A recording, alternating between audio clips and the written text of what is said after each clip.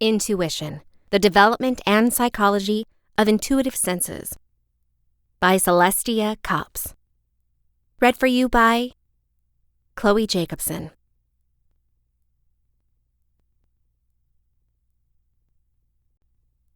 Chapter 1. Intuition Described. Intuition is a form of knowledge that appears in consciousness without obvious deliberation.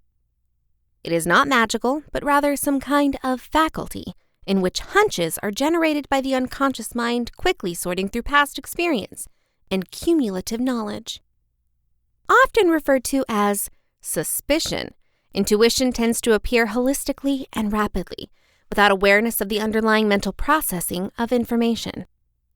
Researchers have repeatedly demonstrated how info can register on the brain without mindful awareness and positively impact decision-making and other conduct. Where intuition originates from. Psychologists believe that intuition depends on powers of pattern matching, as the mind combs experience stored in long-lasting memory for compatible situations and presents in-the-moment judgments based upon them. The automated info processing that underlies intuition can be seen in the daily phenomenon known as highway hypnosis, which takes place when a motorist takes a trip for miles without a mindful thought about the activity of driving the car. Is intuition the same as gut feelings? Intuition is usually referred to as suspicion, as they appear to develop completely formed from some deep part of us. As a matter of fact, they're the item of brain processing that instantly compares promptly perceived aspects of existing experience with past experience and knowledge, and they are provided to awareness with substantial emotional certainty. How do suspicion relate to first impressions? Intuition, like impressions, serves the brain's need to predict and prepare for what will happen next. First impressions are fast, holistic evaluations of people based on subtle affective cues and judgment of intent to help or damage. Both rely on automatic processes and, as fast assessment systems, both are subject to error, especially from biases we hold. Is intuition a sixth sense? Because human survival depends on avoiding risk, our mental apparatus is wired to be especially susceptible to signs of risk and to register them before we can recognize and act on them. That knowledge is a product of the brain's integrated negativity predisposition and can feel indistinctive. Still, it isn't always accurate, as the early caution system errs on the sides of false alarms. When to trust your gut. Our suspicions are typically right, but we tend to attach a certainty to them that they do not always benefit. They do have a tendency to be more precise in some domains of experience than others, like in the formation of first impressions. Intuition is also typically important in discovering deceptiveness and other forms of danger, and in detecting sexual preference. Should I trust my intuition? Suspicions do have their worth in complex decision-making. Studies of magnets show that even after they evaluate mounds of information, the information doesn't tell them what to do. That's where intuition is a guide. People normally cite rational-seeming requirements for their actions and don't divulge the subjective preferences of feelings that arise spontaneously. Is my intuition always right? Experts find that intuition, no matter how right it feels, is more reputable in some parts of activity than others. For instance, it can help you create new ideas or new figures of speech. But do not depend on it for understanding vocabulary, where reflective thinking better fits the task, or in judging job candidates. Many circumstances actually make use of a combination of intentional reflective consideration and automatic intuition. Are some people more instinctive than others? Intuition is a believing style, and people differ in the degree to which they rely on deliberate reflection on the one hand and automated knowledge on the other. Besides, people vary in a specific aspect of instinctive capability, namely implicit learning, or the capacity for taking in complex info without understanding, having actually discovered it. 2. Some people have more experience and expertise saved in their memory database against which present perceptions can be matched. Is learning intuitive? Learning depends on memory input and retrieval. And though the mechanisms of memory run outside mindful awareness, most often deliberate effort is needed to get the information to be stored in memory. In fact, intuition isn't a great guide to tell how well you are learning something. Intuition suggests that long stretches of studying or practice are best for learning, when evidence indicates that studying in shorter pieces is more effective. Can I improve my intuition? It is possible to sharpen your powers of intuition. To some degree, intuition stems from expertise, which relies on tacit knowledge. Strengthening intuition requires making use of feedback, comparing the real-life outcomes of circumstances with the instinctual choices you made. However, being highly instinctual in one domain of experience does not guarantee reliability in each area.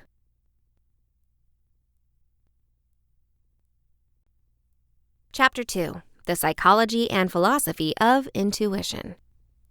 Intuition derives from the Latin tuere, to look at, watch over, and is related to tutor and tuition, and may also be to the Sanskrit tavas, strong, effective.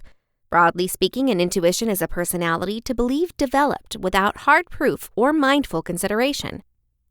I say personality to believe rather than belief, because an instinct is typically held with less certainty or firmness than a belief, and believe rather than know, because an intuition isn't justified in the normal sense, and not necessarily true or precise.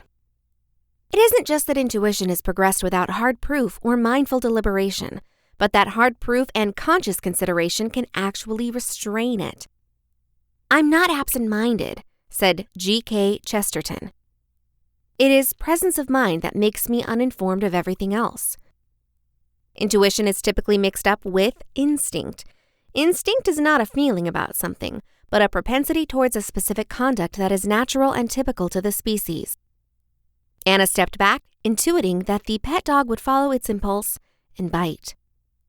Although impulses have the tendency to be connected with animals, people also have quite a few, even if they are or can be highly modified by culture, personality, and experience.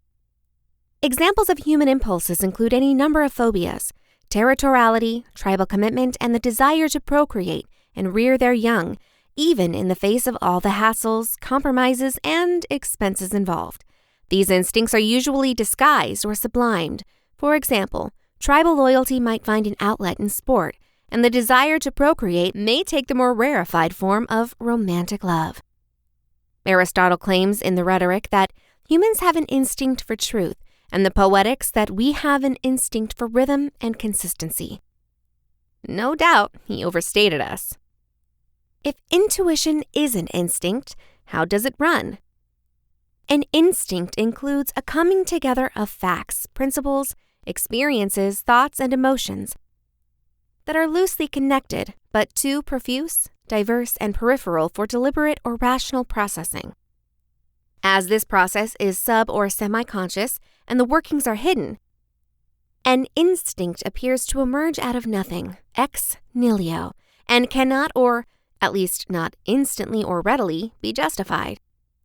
However, what makes an intuition specifically hard to support is that it is established less on evidence and arguments than on affiliation of things. It hangs delicately and invisibly like a spider's web. The emerging of an instinct, which can also take place in a dream or meditation, is normally related to a concordant feeling such as happiness or fear, or basic pride and satisfaction at the supreme cognitive and human accomplishment that an instinct represents. If this is how intuition works, then we can motivate intuition by broadening the number and variety of our experiences, and by taking down the psychological barriers such as biases, fears, and taboos that are preventing them from coalescing. We should also give ourselves more time and space free of charge association. My own instinctive faculty is sharpest when bathing, taking a trip, or daydreaming, and when I'm well rested. Finally, it would help if we actually believed in our ability to form intuitions. We have micro-intuitions all of the time about what to eat for breakfast, what to wear, what road to take, whom to speak with, what to say, how to respond, etc. I call them micro-intuitions, just because they depend on a large number of subtle variables, and mainly escape mindful processing. But what about the macro-intuitions? As I argue in my new book, Hypersanity, Thinking Beyond Thinking, never in the history of humankind has the instinctive faculty been more neglected or cheapened than in our rational scientific age. Socrates is often maintained as a paradigm of reason and philosophy. Nevertheless, he rarely said any real knowledge. All he had, he said, was a daimonion or divine something, an inner guide or sense that stopped him from making grave errors such as getting associated with politics or getting away Athens after his trial and conviction. This is the voice which I seem to hear murmuring in my ears, like the sound of the flute in the ears of the mystic. In Plato's Phaedrus, Socrates presumes regarding, saying, "Insanity, provided it comes as the gift of heaven, is the channel by which we receive the best blessings. The guys of old who gave things their names saw no disgrace or reproach in insanity. Otherwise they wouldn't have connected it with the same of the noblest of arts, the art of discerning the future, and called it the manic art. So according to the evidence provided by our ancestors, insanity is a nobler thing than sober sense. Insanity originates from God, while sober sense is only human."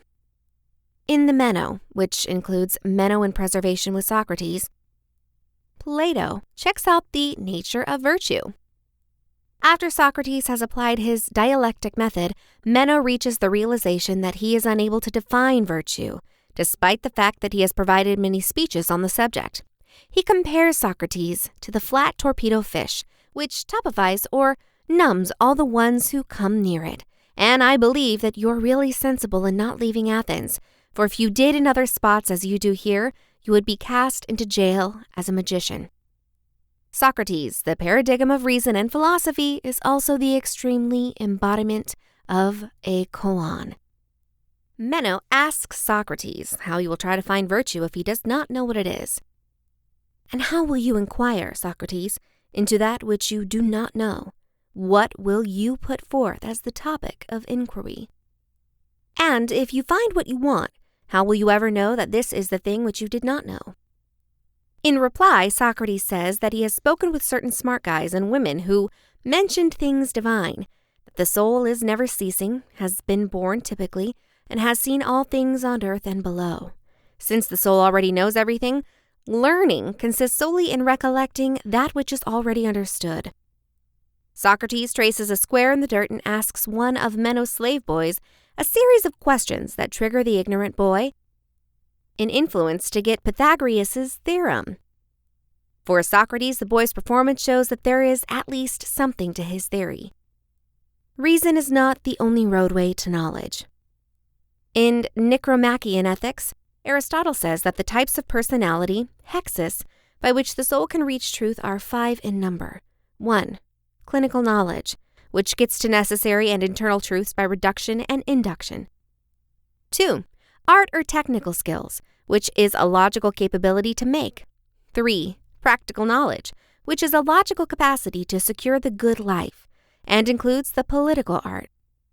4. Intuition, which captures the first concepts or unarticulated realities from which clinical knowledge is obtained. And 5.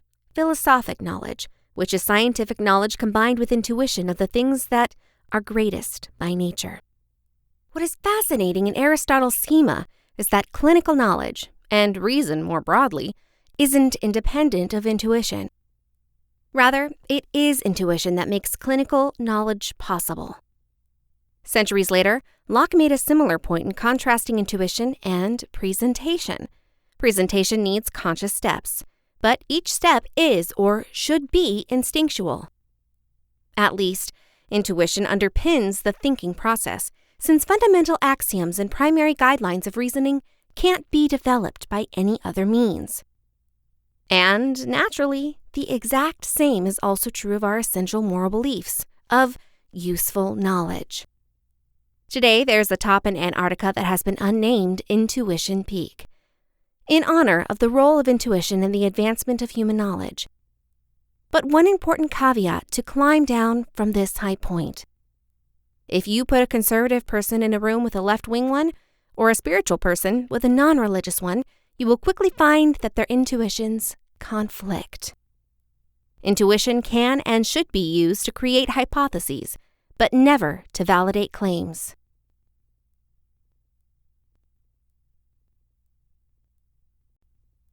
Chapter 3. The Two Faces of Intuition. The concept of intuition cuts at the really core of our uniqueness and could actually be the last arbiter of how each of us manifests who we actually are as living beings.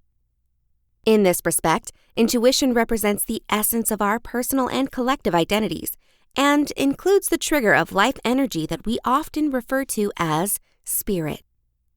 Intuition as spirit is certainly not a new idea. On the contrary, it is deeply rooted in a range of philosophical traditions, both Eastern and Western. Rudolf Steiner, an Austrian-born scientific, literary, and philosophical scholar, asserted that free spiritual activity, which he generally understood as the human ability to think intuitively, is the proper cognitive course for human beings to take in order to show their full flexibility as people. To Steiner, by experiencing and living instinctive thinking, that is, the conscious experience of purely spiritual content, true freedom as an imaginative force for socially accountable action would end up being manifest. Intuition as both a source and a way of understanding is experienced through two faces: the face of the specialist and the face of the mystic. Intuition's expert face is the instantaneous voice of past experiences being offered on a particular challenge in the present. Intuition's professional face uses the practically unrestricted amount of information kept in human memory. Just because this process takes place underneath your threshold of awareness, it is not understood to your mindful mind. Intuition's professional face is the professional within us. Intuition's mystic face is the voice of your spirit or soul and your connection to the collective unconsciousness. The mystic face of intuition brings you in contact with the shared unconscious, or humankind's morphogenic field. This yields info that transcends our own personal experiences and memories. It enables us to read the unspoken and know the unknowable, commonly referred to as our sixth sense. In many aspects, this dimension of intuition refers to the metaphysical nature of living beings, and for that reason takes us even further away from the perceived comfort of structured rational thought. Simply because it extends beyond for many of the acceptable bounds of rationality, linking intuition with familiar principles like memory and personal experience, the mystic face of intuition depends as much, if not more, upon faith as it does reason. Accepting, if not totally understanding, this element of intuition is a sine qua non of manifesting our spiritual selves. The mystic face of intuition is the mystic within us. In both ways, intuition improves our knowledge and, importantly, gives and guides for making moral judgments in life and work.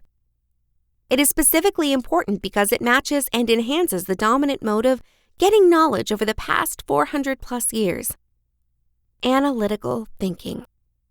Intuition adds value because it draws upon a source of knowledge and understanding, which analytical thinking isn't privy to. It extends our available supply of knowledge by going where reasoning alone cannot. Intuition takes us into the unseen, the unheard, and the non-physical worlds. This is the reason that some of the world's greatest researchers and artists recognize its value and honestly acknowledge its impact on them and their work. Distinguished American medical scientist Jonas Salk, for example, wrote that only by cultivating and fine-tuning the procedures of intuition and reason complementary can we attain the knowledge we seek. Intuition is also important because it runs in the subconscious, leaving your mindful mind free for other jobs and activities. Intuition is thus a resource that does not need any energy per se to obtain and use. It's up to us, individually and jointly, to open our hearts and minds to this valuable resource. The significance of intuition maybe has never been as great as it is today. In an environment that seems to be progressively chaotic and intricate, the pressures on people and organizations, to say nothing about communities, nation-states, and other forms of shared undertaking, to make smart and significant choices are increasing at a rate never, ever experienced previously. Dissatisfied with traditional thinking of ways to approach and criteria success in their personal lives and work, people in greater numbers seem to be interested more in their mission for meaning and knowledge about their inner truth than in concrete rewards usually related to progress along one's professional path and the extrinsic, fleeting nature typically related to the pursuit of happiness.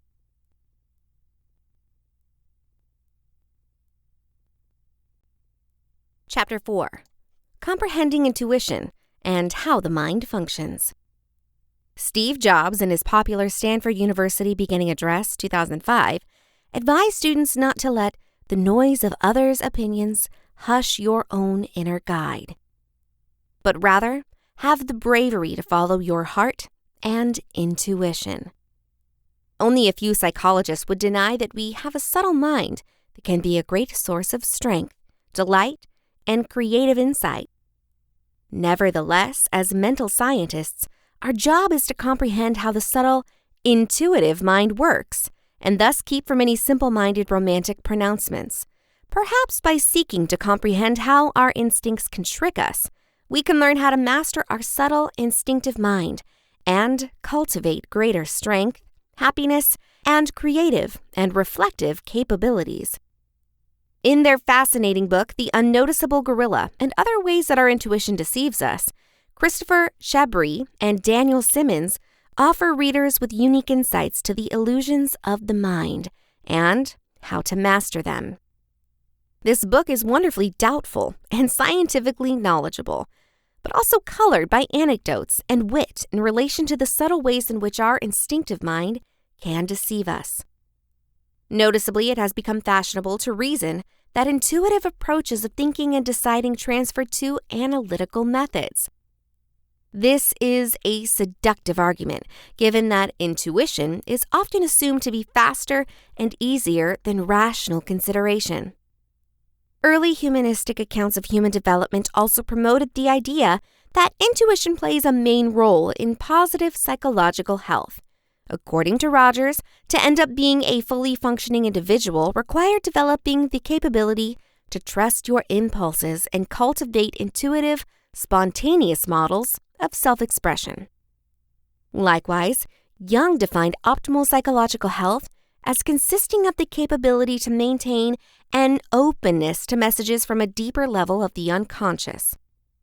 However, right there are threats in following instincts based upon the idea that they simply feel right, particularly if we follow intuitions in the absence of comprehending how the mind works.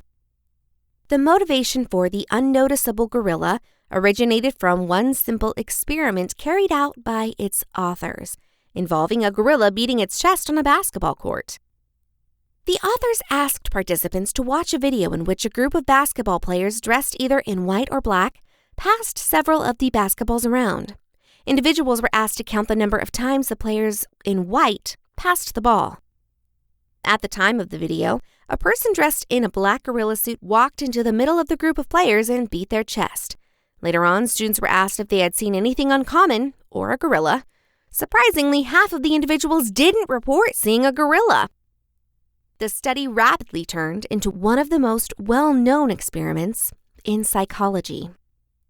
The invisible gorilla idea, from which the title of the book originates, can be applied to many situations, which includes case studies where people looking directly at a violent criminal offense being carried out later report not seeing it, and cases of unseen symptoms and signs by expert medical staff being involved in an intuitive health diagnosis. But farther still, the undetectable gorilla study sparked an inquiry into the many other ways in which our intuition can deceive us. Chabris and Simmons define 6 daily impressions that are crucial in this context: the impression of attention, memory, confidence, knowledge, cause, and potential. Consider the illusion of confidence. In a courtroom consideration, a jury can easily come down with puzzling a speaker's self-confidence with his or her credibility, with more positive speakers deemed more credible.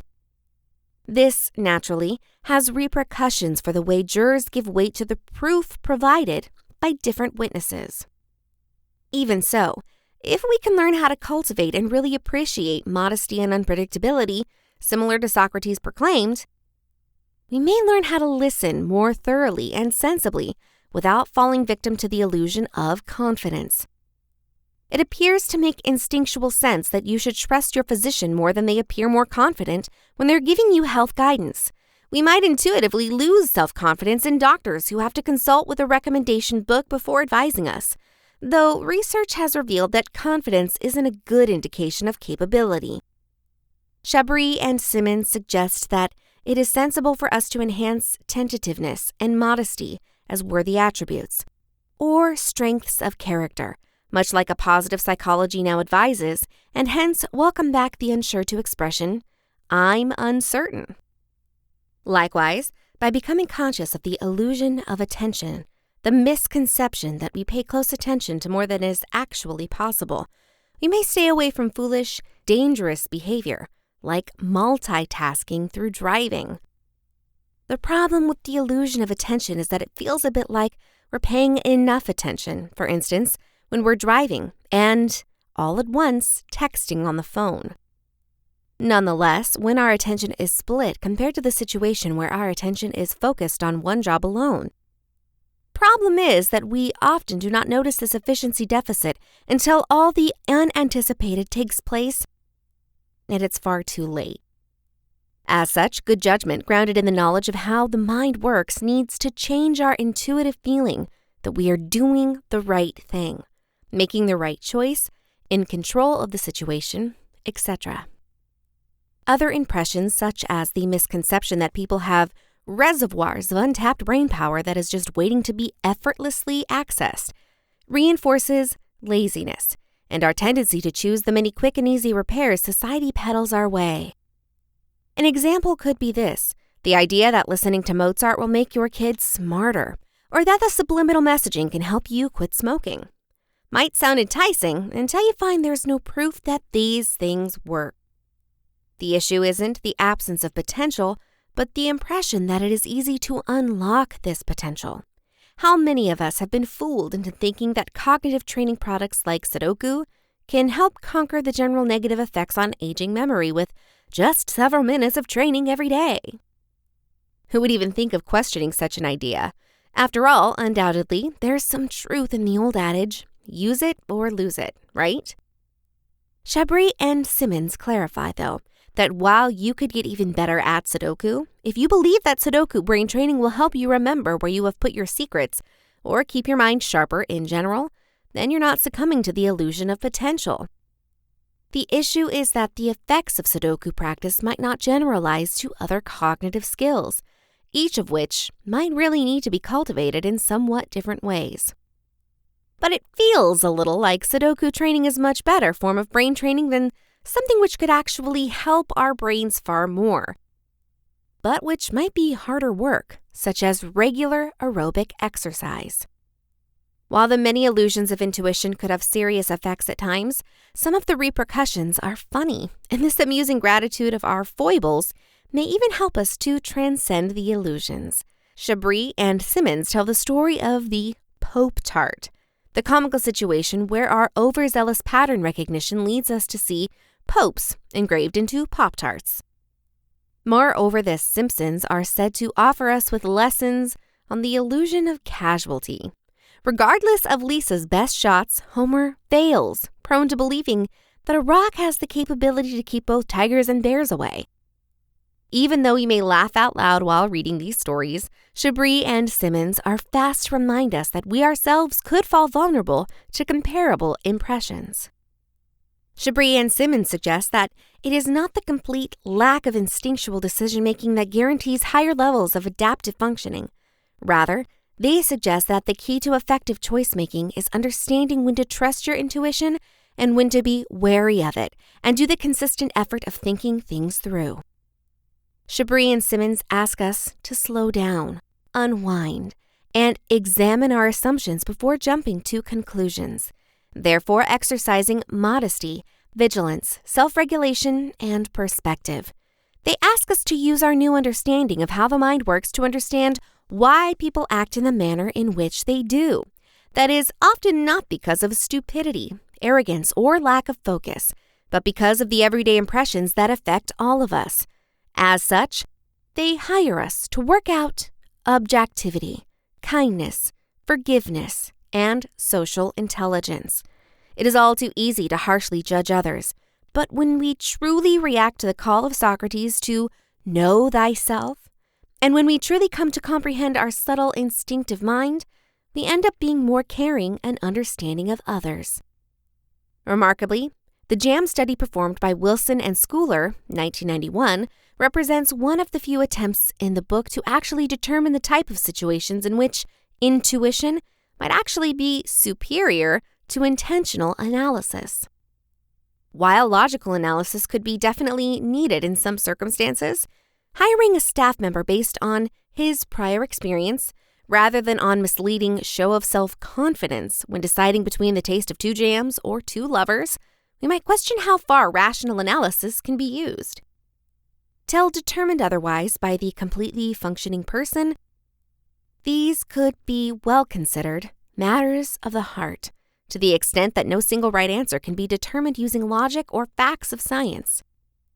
Nonetheless, with its focus on the restriction of intuition, this book does inspire further inquiry into the other side of the dispute and suggests the need for greater grasp of the situations in which intuition, or perhaps heuristics, could prove to be superior to rationality.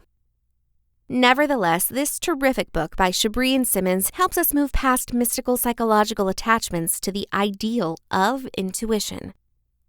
The book opens intuition to scientific inquiry in most amusing and engaging way. And though Steve Jobs advised that we need to have courage to trust our intuition, this book teaches us that we also really need to have courage to slow down, relax, and examine our assumptions. Then and only then do we give ourselves a very real chance of finding the invisible gorillas in our midst, something which may well need the development of new self-controls.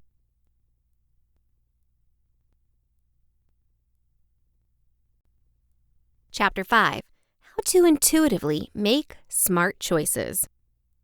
As a user-friendly therapist, I praise my high-octane instincts. I owe the true blessing of becoming a physician to one. Even so, at 20, when an undeviating inner voice told me I was going to health school, it was the last thing I thought I wanted. This gut-centered voice, committed to your joy, health, and survival, is, with practice, available to everybody. However, when you deviate even a nanofraction from your inner guide, energy subsides, whether a subtle seepage or radical bottoming out. The more ferociously faithful you are to this truth, the more energized you will be. Intuition offers a direct line to your vital force and also, as I experience it, to a divine intelligence. We can afford to stay deaf to intuition's messages. Its competence is energy. Its job is to know every nuance of what makes you tick.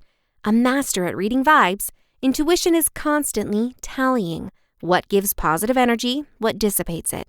Who you meet, where you go, your job, your family, present events are all examined, vital data that you can learn to interpret and use. Here's a formula from my book, Positive Energy, to help you get going. First off, listen to your body. There are positive and negative instincts about relationships which highlight compatible matches.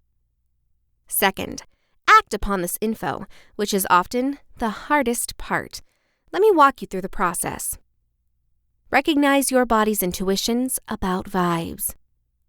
A people skill most of our parents or caretakers didn't know or teach us is intuitively reading vibes.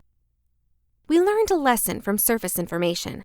how good somebody appears, looks, education, or if a circumstance adds up on paper. But intuition goes deeper. To make it work for you, other active ingredients must be considered, such as what positive vibes feel like. For example, a sense of heart, empathy, and nurturance. In contrast, negative people project prickly, draining vibes that put you on guard. Here is a general standard of body-based instincts. Be sure to use this list at a first meeting to fix problems if you're already included or to weigh opportunities. Also, feel free to contribute to it. Being a user-friendly, I know that a signature energy always accompanies circumstances or people. Remember the little Abner jinxed animation character who always had a black cloud hanging over his head? Not a vibe that bodes well for advantageous results. Instead, learn to gravitate toward brightness, a positive intuition your body's responses will verify. When turning into vibes, take several silent moments to go into picking up mode, not intellectual analysis. Try to find these signs to determine attraction. Positive instincts about relationships or situations. Some feeling of comfort, familiarity, or brightness. You might notice you've understood the individual previously, similar to the experience of déjà vu. You breathe simpler, chest and shoulders are relaxed, gut is calm. You find yourself leaning forward, not defensively crossing your arms or edging away to keep some distance. Your heart opens. You feel safe, serene, energized, expansive, or alive. You're at ease with a person's touch, whether a handshake, hug, or at the time of intimacy. Negative instincts about relationships or situations. An ill feeling in the pit of your stomach or increased stomach acid, which may prompt an unpalatable déjà vu. Your skin begins crawling, you're tense, intuitively withdraw if touched. Shoulder muscles are in knots, chest or area throat constricts. You see aggravated aches or discomfort. The hair on the back of your neck creepily stands on end. A sense of malaise, darkness, pressure, agitation, or being drained. Intuition helps you act from instinct, not impulse. A look before you leap wisdom that points you to positive energy. When it comes to who you love, where you work, or any essential decision, the last thing you want is to be unclear. Tuning in keeps you particular. Practice the next exercise to get this down. Win intuition, learn how to pin down and act on your vibes. Now, you're going to tune in, trust your body, and make choices based upon the vibes you sense. Tune in. Choose a relationship or situation that needs information about whether or not to move forward. Perhaps a relationship, trip, or move. Start with a much easier target before you handle higher stakes. Run it by this section's criteria for positive and negative intuitions, or others you find dependable. It's handy to make a leading 5 list of the most killer signs of positive attraction. For one of my clients, it includes feeling stimulated and safe. Another must register an increased aliveness and peaceful sense. Write your top 5 in a diary so they do not get hazy. See how they build up here. Act upon vibes. This is where we must be warriors. I know personally and from clients how much easier it is to tune into than to act on vibes. Insecurity, ego, lust, stubbornness can obscure better judgment. At times, it takes catching them to all recognize that you won't tolerate such damaging again. However, if you do not take such a bumpy path, try these choices. If the vibes feel overall positive, go for it. Check out the possibilities. If the vibes are combined or you're unsure, take a pass or at least wait. If there's just negative, have the bravery to walk away, no matter how tempting the option seems. Then observe how listening to energy in this way leads you to the juiciest chances. Now, I want you to start listening. Really listening. I guarantee you will be making smarter choices. Why is this the case? You'll be running from an area inside that's juicy, core felt, authentic, not from impulse to adhere or disown your strength. You will not be seduced by what might look good, but betrays your gut. Intuition is a reality detector.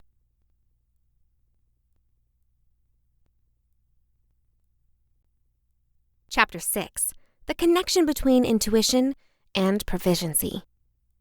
In some cases, you stumble upon a short article so misdirected that despite all the essential work accumulating on your desk, you just need to react. That is what happened to me a few days ago. A peaceful Sunday night, I was reading the first Sunday New York Times of the new year, January 5th, 2020. And there it was, business section with a viewpoint piece by Robert Schiller. Trust your gut, use your head. Ordinarily, I would just carry on to more useful articles, but not yesterday. The piece was published in the Sunday Times, and the writer is a 2013 Nobel laureate, an economics professor at Yale, and a best-selling author. He has been listed as one of the 100 most prominent financial experts of the world for the past decade, and has many more honors and qualifications than I can list here. Schiller really deserves to be taken seriously. Schiller opens his essay with his concern that the stock exchange is overvalued, and I, a non-economist, suspect he could be right. After all, the stock exchange moves in cycles, as we all know, but Schiller speaks with more than that. The offender that has outraged him is that people are relying on gut feelings and intuition instead of competence, especially his proficiency. And that's his real topic, that respect for knowledge is decreasing and respect for intuition is increasing. So this essay of his is a things are going to hell diatribe. What's his proof? Exhibit A, recommendations that the scientific approach in newspapers is lower now than in the 1940s. Truly, that is his evidence? Exhibit B is this. The phrases gut feeling, visceral feeling, and trust your gut are increasing in the media. Exhibit C is then a cherry-picked trying books that proclaim gut feelings. One is by Jack Welch, the CEO of GE from 1981 to 2001. Another is Walter, Isaac's son biography of Steve Jobs. An argument could be made that Jack Welch, with his wealth of experience, did have a good deal of proficiency. The same argument may encompass Steve Jobs, who pioneered the iPhone without any clinical marketing research to back it up. Regardless of one's emotions about Welch and Jobs, citing books like these does not make up a clinical argument. Now, I happen to agree with Schiller about a diminished respect for competence and have written things about this pattern, which my coworkers and I call a war on competence. Schiller, sadly, tangles up proficiency with the scientific technique and other subjects, creating confusion rather than clarity. Schiller appears to believe that true professionals are scientific scientists instead of skilled decision-makers, although I take a contrary view. I see experts as highly knowledgeable professionals who see things others do not, and regularly make better decisions than the rest of us. I have identified 7 criteria for determining experts. For somebody with a reputation for scientistship, Schiller appears content to communicate his impressions and prejudices with no pretense of researchship.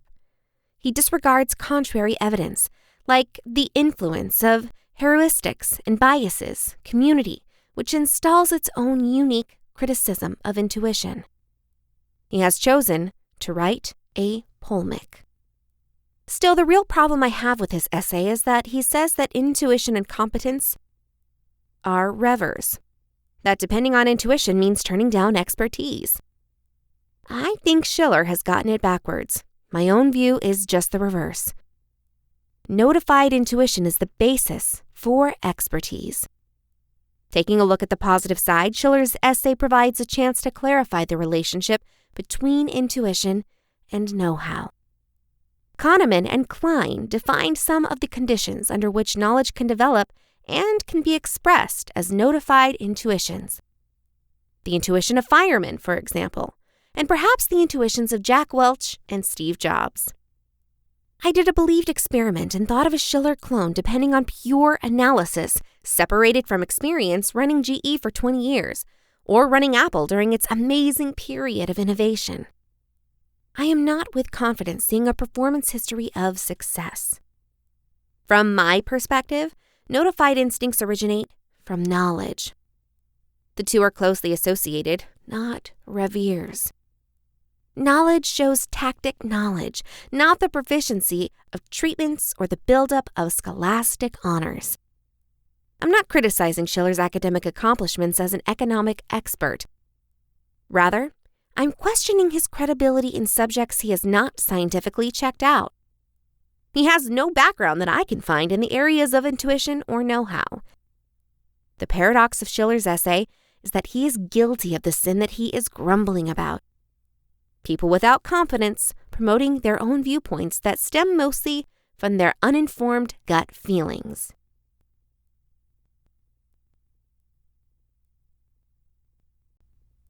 This has been Intuition, the Development and Psychology of Intuitive Senses. Written by Celestia Copps. Read for you by Chloe Jacobson. Copyright 2020 by Celestia Copps. Production copyright by Celestia Copps.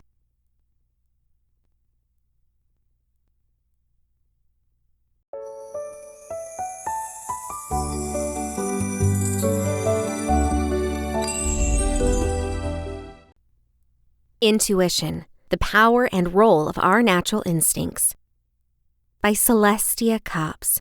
Read for you by Chloe Jacobson.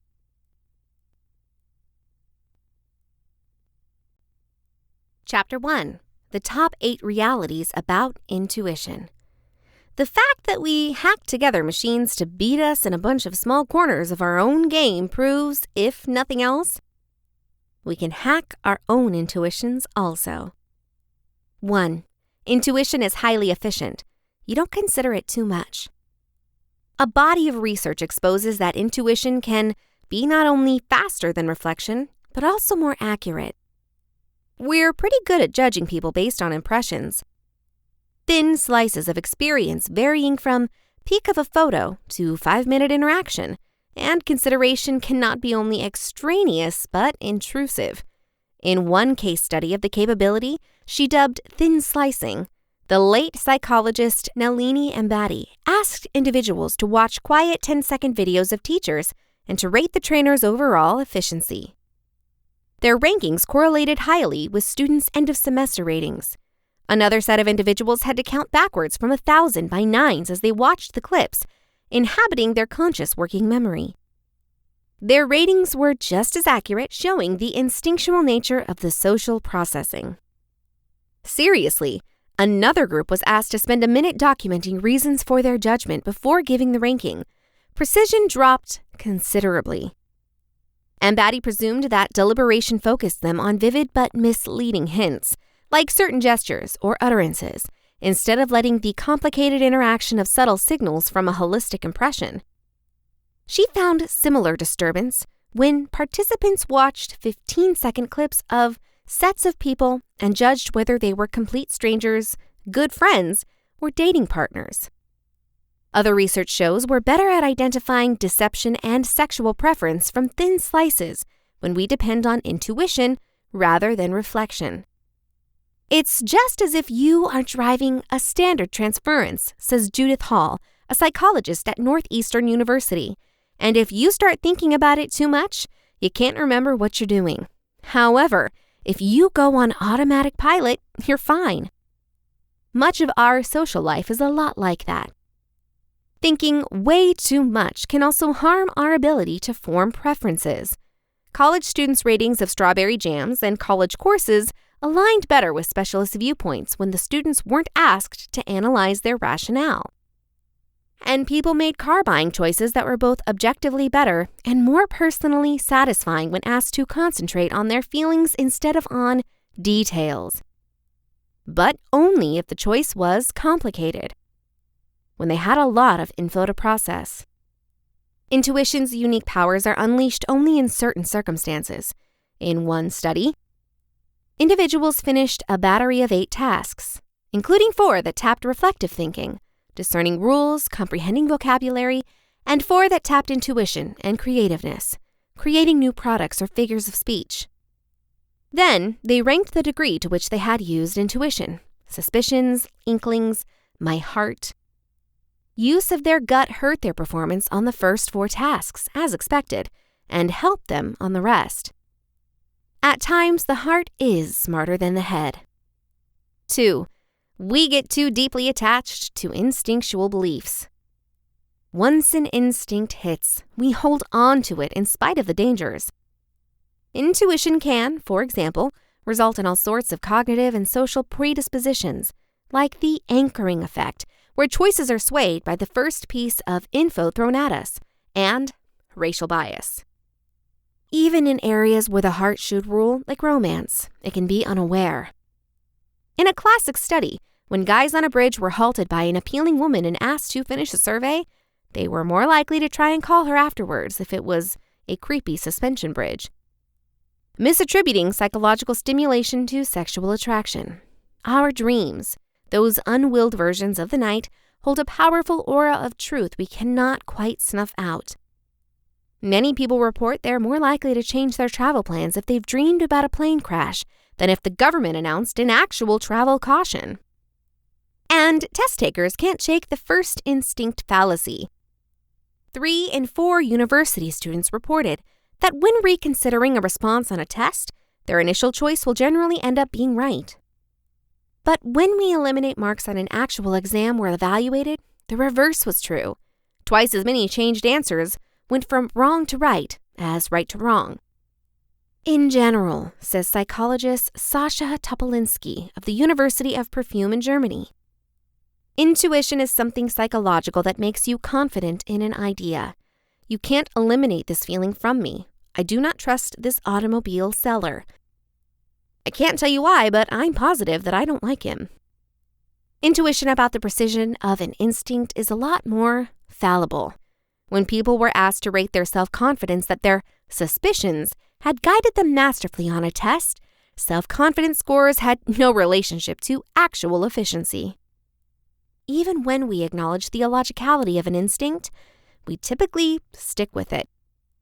Consider superstitious notions. I'm an atheist who knocks on wood while knowing it's rubbish. When an instinct catches attention and activates feelings, it could be especially hard to shake, says Jane Risen, a psychologist at the University of Chicago. She calls maintaining beliefs we know to be incorrect acquiescing to intuition. Intuition could not be magic, but we are really under its spell. 3. Intuition can be improved with practice. To have good intuitions in any domain needs a lot of practice. But not all domains are amendable to good instincts. First, there must be regularities connecting events and results. The domain must have high validity. Gary Klein, a psychologist at the Washington, D.C., speaking with firm Macrocognition, has long explored the role of wisdom in the intuition of professionals, such as fire commanders, who can seize up a burning structure quickly. Fires follow the laws of physics, says Klein. The worldwide economy is considerably more chaotic, preventing predictability. As Gigerenzer notes, 5 years before the 2007 real estate crisis, the president of the American Economic Association said, macroeconomics has been successful. Its central issue of depression prevention has been solved. Whether you should trust your emotions should hinge not on the strength of those feelings, we have poor intuitions about intuitions, but on the structure of the domain that you are running in. Look outward, not inward. Second, you need clear feedback to develop your intuitive choices. A review of the literature shows that weather forecasters, test pilots, and chess masters had more trusted knowledge than psychologists, admissions officers, and judges. Results in the latter areas are fuzzier and can play out long after you have decided. That goes for much of everyday life as well. You do not do a journal and an Excel file where you write, Okay, on October 1, I made this choice or I purchased this product, and so on, Topolinsky says. We lack hard data about what we do. Good instincts in one domain don't ensure good instincts in another. As Gigerenzer puts it, a soccer player who has great instincts about scoring an objective may have intuitions about spending his cash. So there can't be a basic test of intuition. Even with a domain, competence can vary between different sorts of jobs. We can use concentrated thinking to not only train our instinctive knowledge gradually, but to also invite or stay away from instincts in the moment. Metaphors and sketches are outstanding tools to help us reframe problems or see options more obviously. Klein coaches people to consider pre-mortems. When thinking about a plan, imagine from a future vantage point that it failed and think about what failed. This thinking tool makes powerlessness real, intuitive objects rather than abstract and ignorable hypotheses. Thinker Daniel Dennett of Tufts University has coined the term intuition pumps for thought experiments meant to reframe problems. But he notes that they can be used for good or for evil. One should learn how simple it is to build fake intuition pumps that will provoke fist-pounding intuitions that aren't worth your allegiance, Dennett says. But also, intuition pumps can help you out of imagination blockades. Caution is advised. The role of deliberation in refining impulses and knowing when to trust them shows reflection's close cooperation with intuition. In both its development and release, our reflective deliberation scaffolds off our intuition. But it goes both ways, says psychologist Gordon Pennycook of the University of Regina in Canada. We also tend to use them in tandem. For intuition is picking up, insight is seeing. Intuition is closely related to another word, insight. At times, the two are conflated, which is comprehensive. Both connect to ideas emerging from subconscious processes, offering guidance and hiding their tracks. But they're essentially different. Insight is all about seeing, says Eugene Sadler Smith, a management scholar at Surrey Business School in England. You can articulate the solution, and you can explain it to another person. Whereas intuition is noticing. We can notice a solution to an issue, or we can notice a choice that we should take. It's a judgment. It's almost like a hypothesis. We do not know whether it's right or wrong until we act on it. According to macrocognition's Gary Klein, intuition is how we use our experience to know how to act. Insight runs in the opposite direction. It's not just drawing on what you know, it's changing what you know. To that end, we at times need to clear intuition out of the way to obtain the sudden options we call insight. Advancements are often counterintuitive. One way to demonstrate the role of habitual obstacles is to look at magic tricks. Illusions work through psychological jujitsu, using our assumptions against us. To find how a trick is done, one should unwind certain mental restrictions, a pretty good strategy for eliciting insights in general. In one study, participants watched videos of a dozen magic tricks, and half got a spoken clue directing their attention to a presumption. An example could be this. When the magician appeared to throw a coin from one hand to another before making it disappear, the clue was transfer to other hand.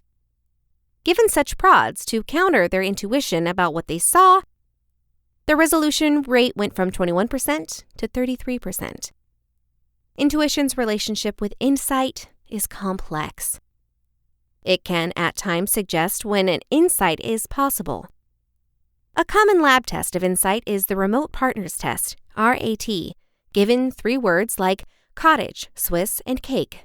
Can you find a fourth that connects them? In this case, cheese. A variation on this job shows people either a coherent or a random word triad and makes them guess quickly whether it's understandable before inquiring for a resolution. Even in cases where people can't summon the solution, they are better than chance at judging the triad's coherence. researchers use creative intuition to select which courses to follow towards potential discoveries. This is this idea of picking up the right direction, Sadler-Smith says. Like a radar that says, decrease there, but not down there. Nobel laureates have discussed their use of inklings. Michael S. Brown has said, as we did our work, I think we practically felt at times that there were almost a hand directing us. But we tend to have poor intuition about how close we are to an insight. In one research study, individuals were given mathematics and reasoning problems whose options needed either a central insight or a mere grinding, and were asked to estimate their distance from the resolution each 15 seconds. Unlike for the non-insight problems, estimates for insight issues stayed fairly flat until the last aha. In a second study, participants' predictions of whether they'd be able to solve insight problems had no correlation with the truth, as opposed to for routine algebra issues. Topolinsky notes the olden attempt to perform a mathematical task called squaring the circle before it was shown unrealistic in 1882.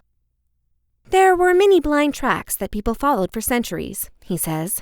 Likewise, Einstein produced his theories of relativity. Then, for the rest of his life, he is concocting a possible theory of every little thing.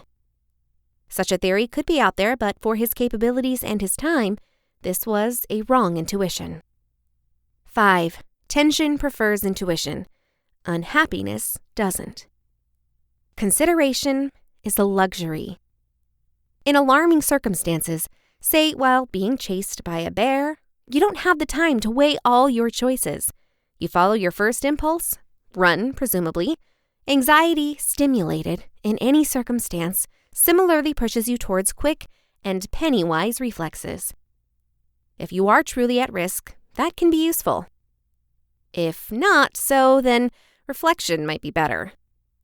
One research study looked at the results of tension on decision-making by connecting electrodes to an individual's hands and arbitrarily zapping them. Meanwhile, the poor spirits had to finish analogies by skimming answers one at a time.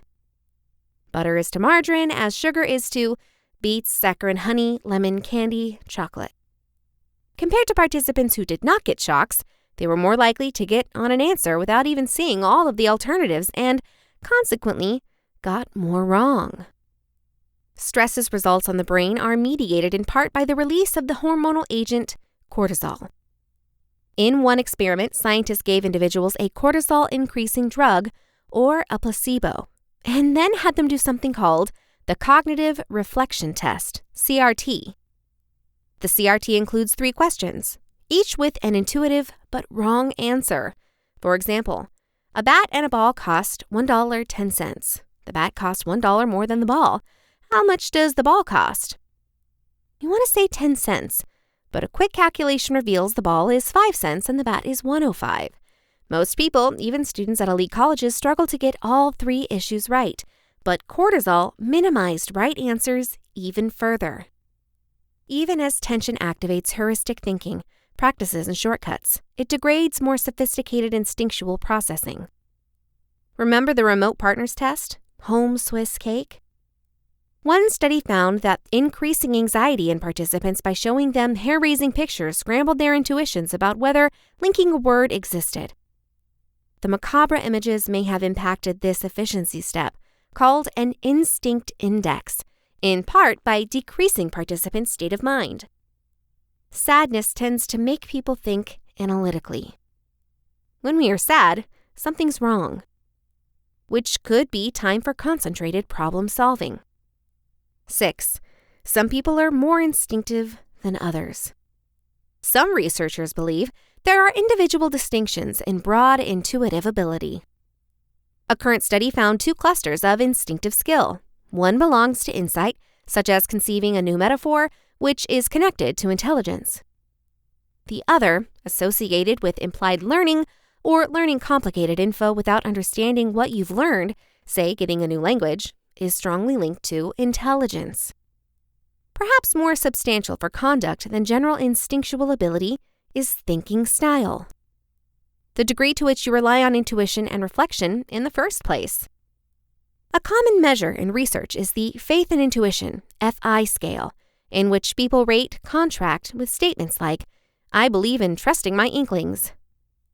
FI and comparable steps have been linked to some positive qualities. People with high FI get high intuition index scores, as long as they're in a favorable mood, a state that brings intuition out to play. Another scale with items like, "I usually make decisions that feel right to me," correlated with better recognition of social norms, as gauged by how properly people approximated their peers' acceptance of habits like taking and fighting. And another correlated with greater activity on some tasks such as drawing and thinking of uses for a cardboard box. However, people who put faith in intuition also pay a price. They perform even worse on tasks requiring logic. They report having actually experienced more setbacks resulting from poor decisions, ranging from missing a flight to getting separated. They report greater magic thinking, believing in astrology, ghosts, luck, God, and so on. And in one research study, they were more likely to stereotype based on sex, but only in a positive mood. Topolinsky suggests that people may want to seek professions that match their thinking style. An accounting professional will not get as far relying on her gut as would, say, a therapist. And in any occupation, if you know you put great faith in emotions, you might make room for additional reflection on jobs where snap choices can get you into trouble, like getting to the airport. 7. Morality intuitions are quickly swayed. Some of our deepest held beliefs involve morality, how we feel people should behave toward one another. And although they might seem as rock solid as fact, "Thou shalt not kill," they're just as guided by intuition as anything else. We can reason about lots of them, but only to a point. For many, specifically on controversial or subtle issues like abortion, it comes down to intuition. It just feels wrong or right. Ethical instincts are inescapable and also important, says psychologist Matthew Feinberg of the Rotman School of Management in Toronto.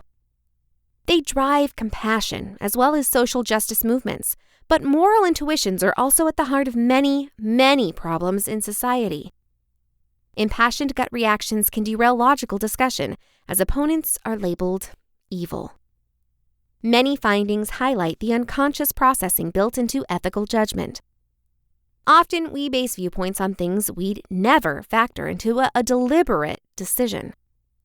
In one study, individuals' approval of sex between cousins depended on whether somebody had secretly released fart spray nearby. Visceral repulsion led to ethical repulsion. In another study, participants were asked whether it was fine to push a pretty large man off a footbridge to block a trolley from killing 5 other individuals. If they just watched a clip from Saturday Night Live versus a documentary, their state of mind was more positive, and they were 4 times as likely to approve. That doesn't seem like reflection, "Thou shalt not kill," unless you've heard a pretty good joke lately. Obviously, morality is based upon more than short-lived incidental cues.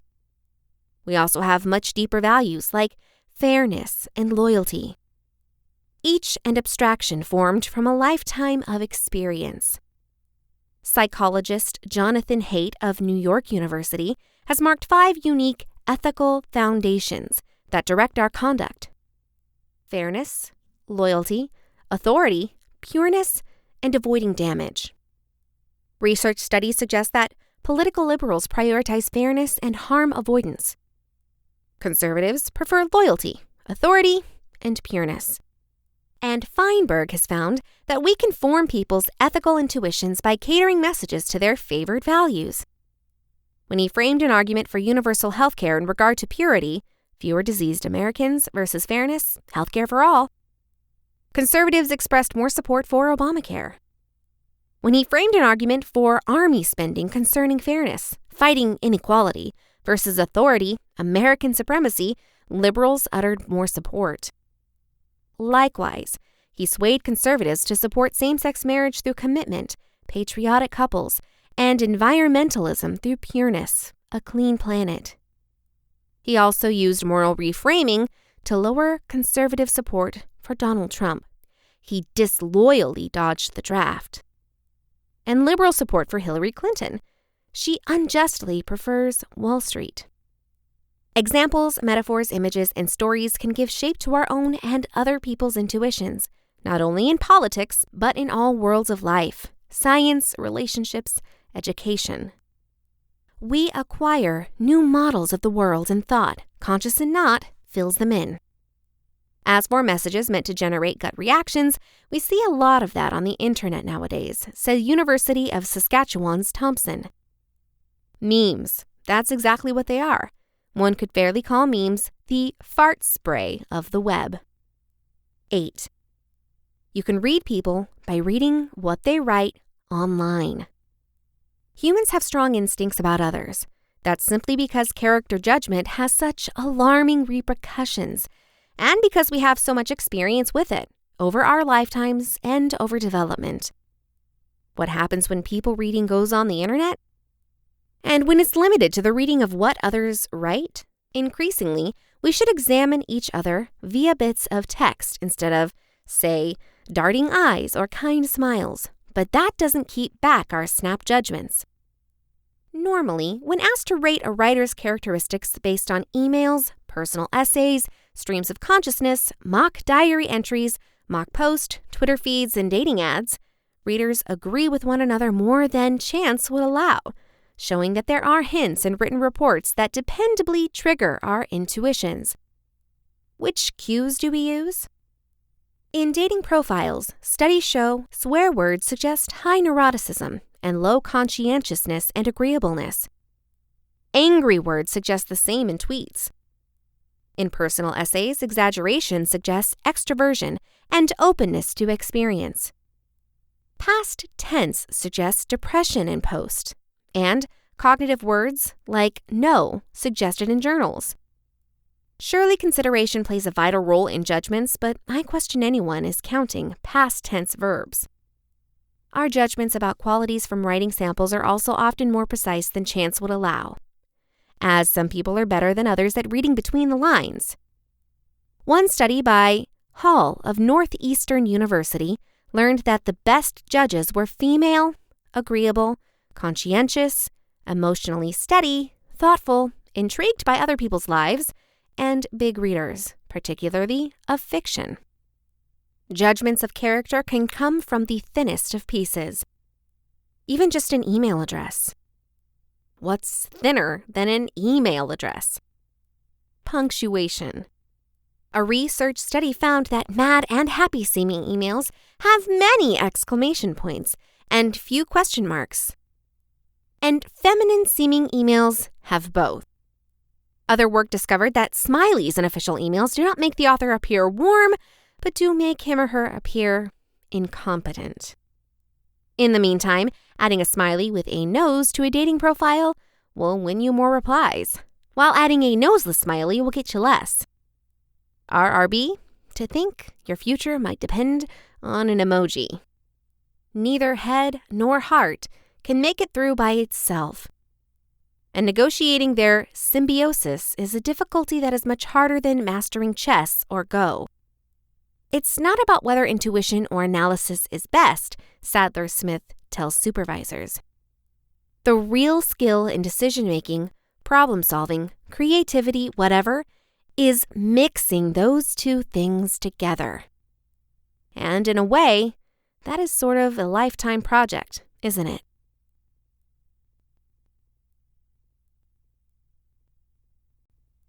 Chapter 2. A Mother's Intuition.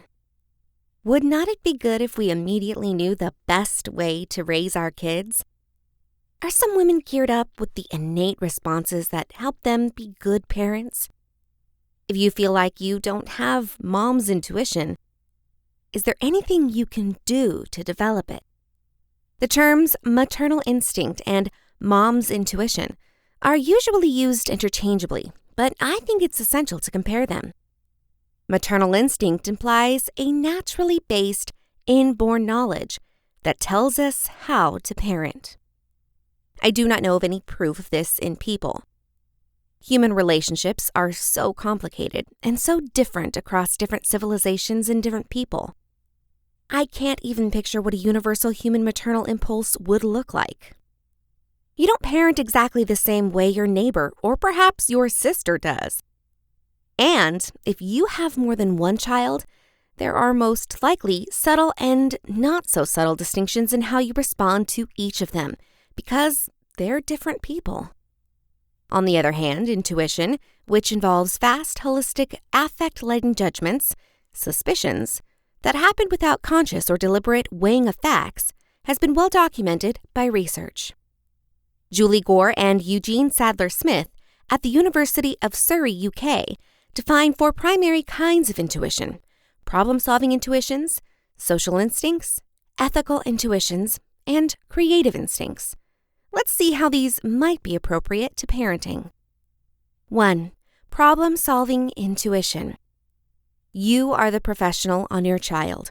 No one knows your child better than you do, and the proficiency that you've gotten from spending lots and lots of time with your kid can translate into suspicions about how to respond in certain circumstances. Research involving firefighters, neonatal nurses, and rocket battery leaders shows that these experts learn to measure a scenario quickly and know intuitively how to respond in crisis circumstances. For parents or caretakers, problem-solving intuition is the coalescing of all of our experiences with our kids. What has or has not worked in the past, how we envision they'd react, familiar patterns of engaging, into an automatic sense of knowing what to do. Somebody who knows your kid less well than you do wouldn't have this intuition. 2. Social intuition. Based on our past experiences and relationships, we can end up being good at reading people. When we connect with others, we automatically view their verbal and nonverbal cues, colored by our own existing or past experiences. And bundle all this into an impression of what they're thinking or how they are feeling. As parents, we do this all the time. Children do not normally announce things like, "You know, Mother, I'm feeling a little overloaded by what's going on at nursery school. I like the toys, but it's hard for me to control my desire to grab everything for myself. Stephanie is good, and it is fun to play with her, but it takes a lot of cognitive and psychological effort to collaborate our activities, and now I'm just plumb faded." Instead, we intuit when our children have reached the end of their rope, and we say something like, "Let's have some quiet time reading on the sofa," or "Let's go play on the swings." 3. Creative intuition. This sort of intuition includes gaining a new insight by following a hunch that something new or different might work. It involves integrating knowledge in new ways. Imaginative intuition typically involves a pre-collating stage that leads up to the creative advancement. Maybe you have had a difficult situation that turned up again and again. Bedtime dawdling or arguing about who sits where in the automobile. But then you unexpectedly had an intense area of how to handle it differently. You weren't sitting and purposely thinking of, how can I do this differently? The idea just came to mind. This burst of motivation about how to change a pattern is creative intuition. 4. Moral intuition. This sort of intuition involves our suspicions about what's right or wrong. If you have thought, "That just doesn't feel right to me," or in other words, about co-sleeping or about crying it out, you're depending on ethical intuition. You can most likely come up with reasons to validate the choice, but what happens afterwards? The preliminary reaction was an instant instinctual knowing. Broken down this way, mother's or father's intuition doesn't seem so strange. It is based on our knowledge about our children, ourselves, and our families. The better we know our kids, the more experience we've had making parenting decisions or gaining from them, the more we can develop our instincts. Does this mean we should listen to our guts to know how to parent? Yes. Intuition is a rapid pulling together of what we know into a feeling about what's going on or what we should do. But we also really need to remember that intuition isn't necessarily precise. When we go with our gut, we might overlook important information. We might leap to conclusions based upon impressions of surface similarity. This could be when our children argue.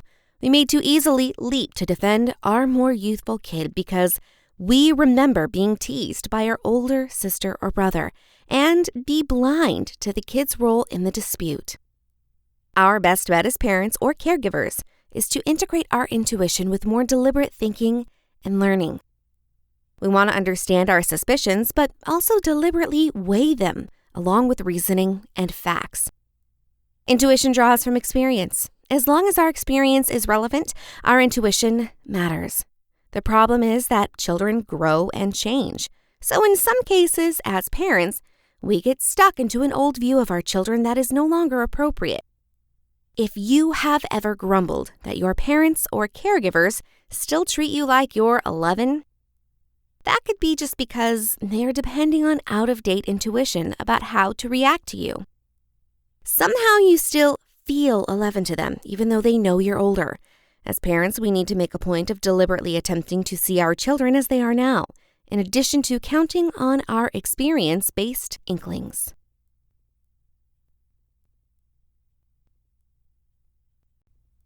Chapter 3. The key role of intuition in students' choices. I believe staff, professors, companies, and parents or caretakers must help students concentrate on finding areas of intuition when it comes to picking jobs and profession paths. Consider this fact. Each human, regardless of IQ or talent, has natural areas of personal intuition. They're typically subjects that, when they turn up, cause something to happen inside. Something like the student is stimulated by the subject. The student has natural insights on how to navigate it. The student feels comfortable in this arena. The student is most confident when this problem occurs. The student wants to explore it and discover more. The student is most prominent when talking about this area. We have all met students who look like misfits amongst their peers, often just because they do not fit the typical mold of a student. Then, unexpectedly, they find that they really love electronics, or they discover how much they've drawn to horses, or cooking, you name it. Practically quickly, that young adult is changed. And much of the change involves self-respect and aspiration. What's happened? They found an area of natural intuition. It's a future predictor.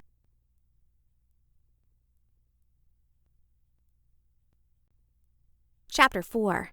The Powers and Perils of Intuition. As a sign in Albert Einstein's office is reported to have read, "Not every little thing that can be counted counts, and not everything that counts can be counted." But from science and everyday life, I know that my intuition, an uncomplicated instant, unreasoned sense of truth, at times errs. My gut tells me that Reno is east of Los Angeles and that Atlanta is east of Detroit, but I'm wrong. The first principle, said Einstein's fellow physicist Richard Feynman, is that you must not trick yourself, and you are the easiest individual to deceive. There's also the quandary of mining untapped instinctive powers. When hiring, shooting, and investing, should we plug into our right brain premonitions? Or with bright people so frequently believing demonstrably dumb things, do we instead really need more left brain rationality? Here, I present psychology's assessment of intuition's powers and dangers. Consider the value of intuition to a judge or a juror finding out the fates of people, a financier affecting fortunes, or a clinician identifying a customer's suicidality. Intuitions from our anxieties, impressions, and relationships.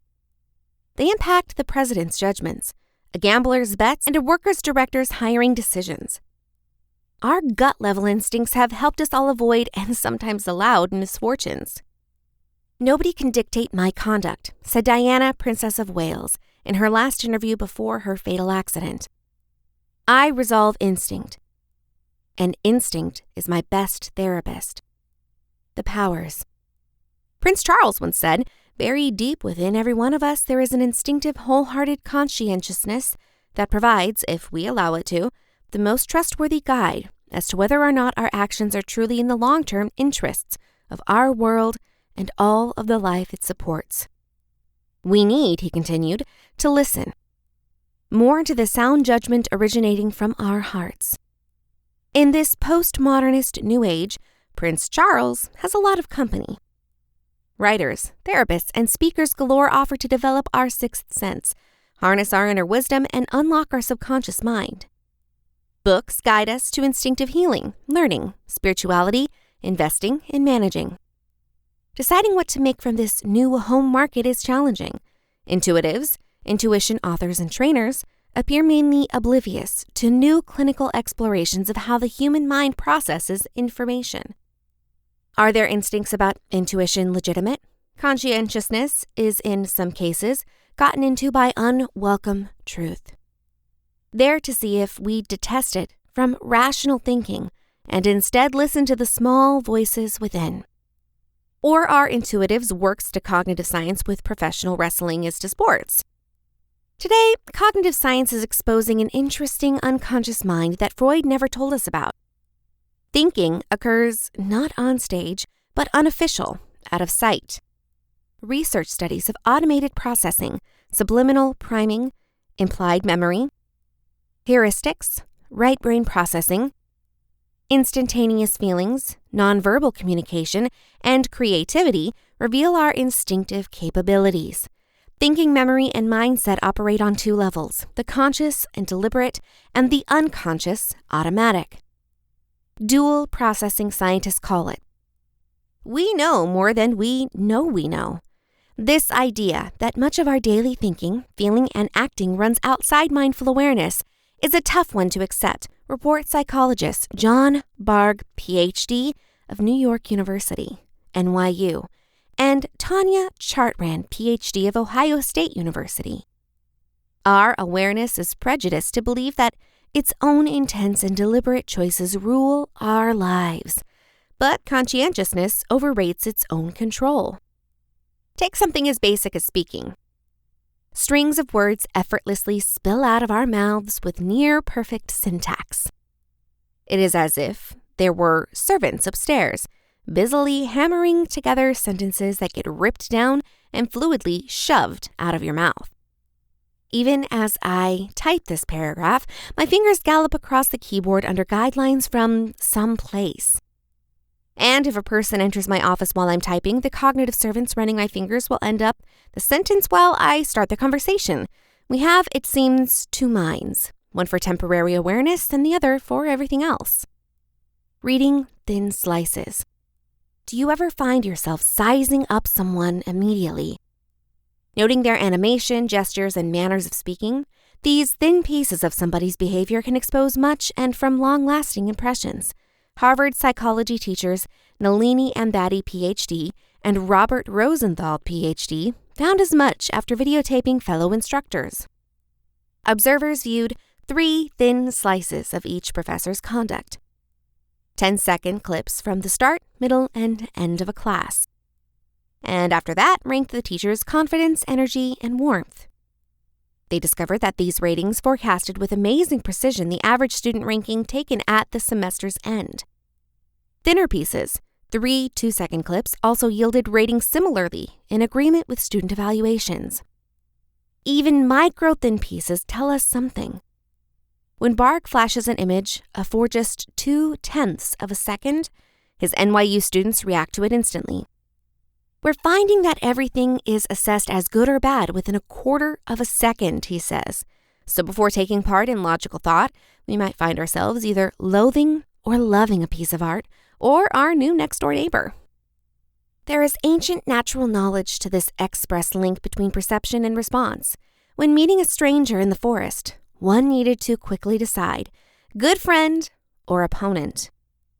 Those who could read an individual quickly and properly were more likely to make it through and leave descendants, which helps explain why people today can distinguish at a glance between facial expressions of anger, sadness, fear, or pleasure. Certainly, thanks to emotional paths that range from the eye to the brain's psychological nerve center, bypassing the cortex, we typically respond mentally before we have ever had time to translate purposefully. Beneath the radar of conscientiousness, we can process threatening information in milliseconds. After the cortex has had time to analyze the hazard, the thinking brain asserts itself.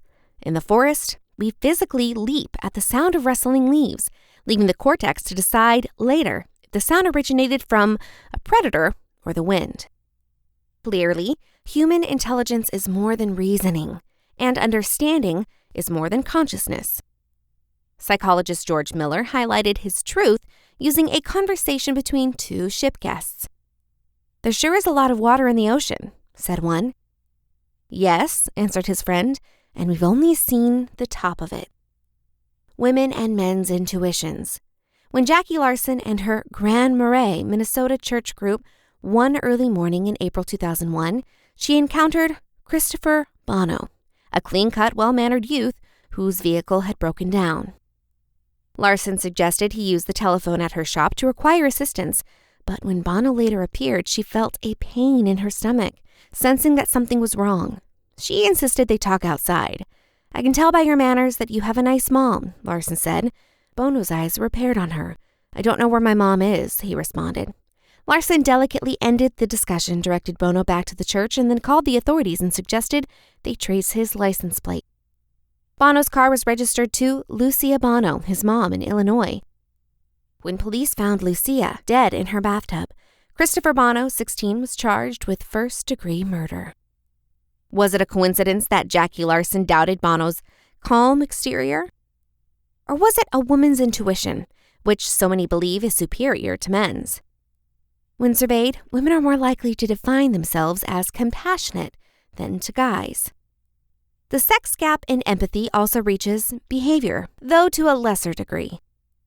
An example would be the following. Women are more likely to weep at another's distress, and the gap helps explain why both genders report that their friendships with women are more intimate, satisfying, and nurturing than their relationships with men.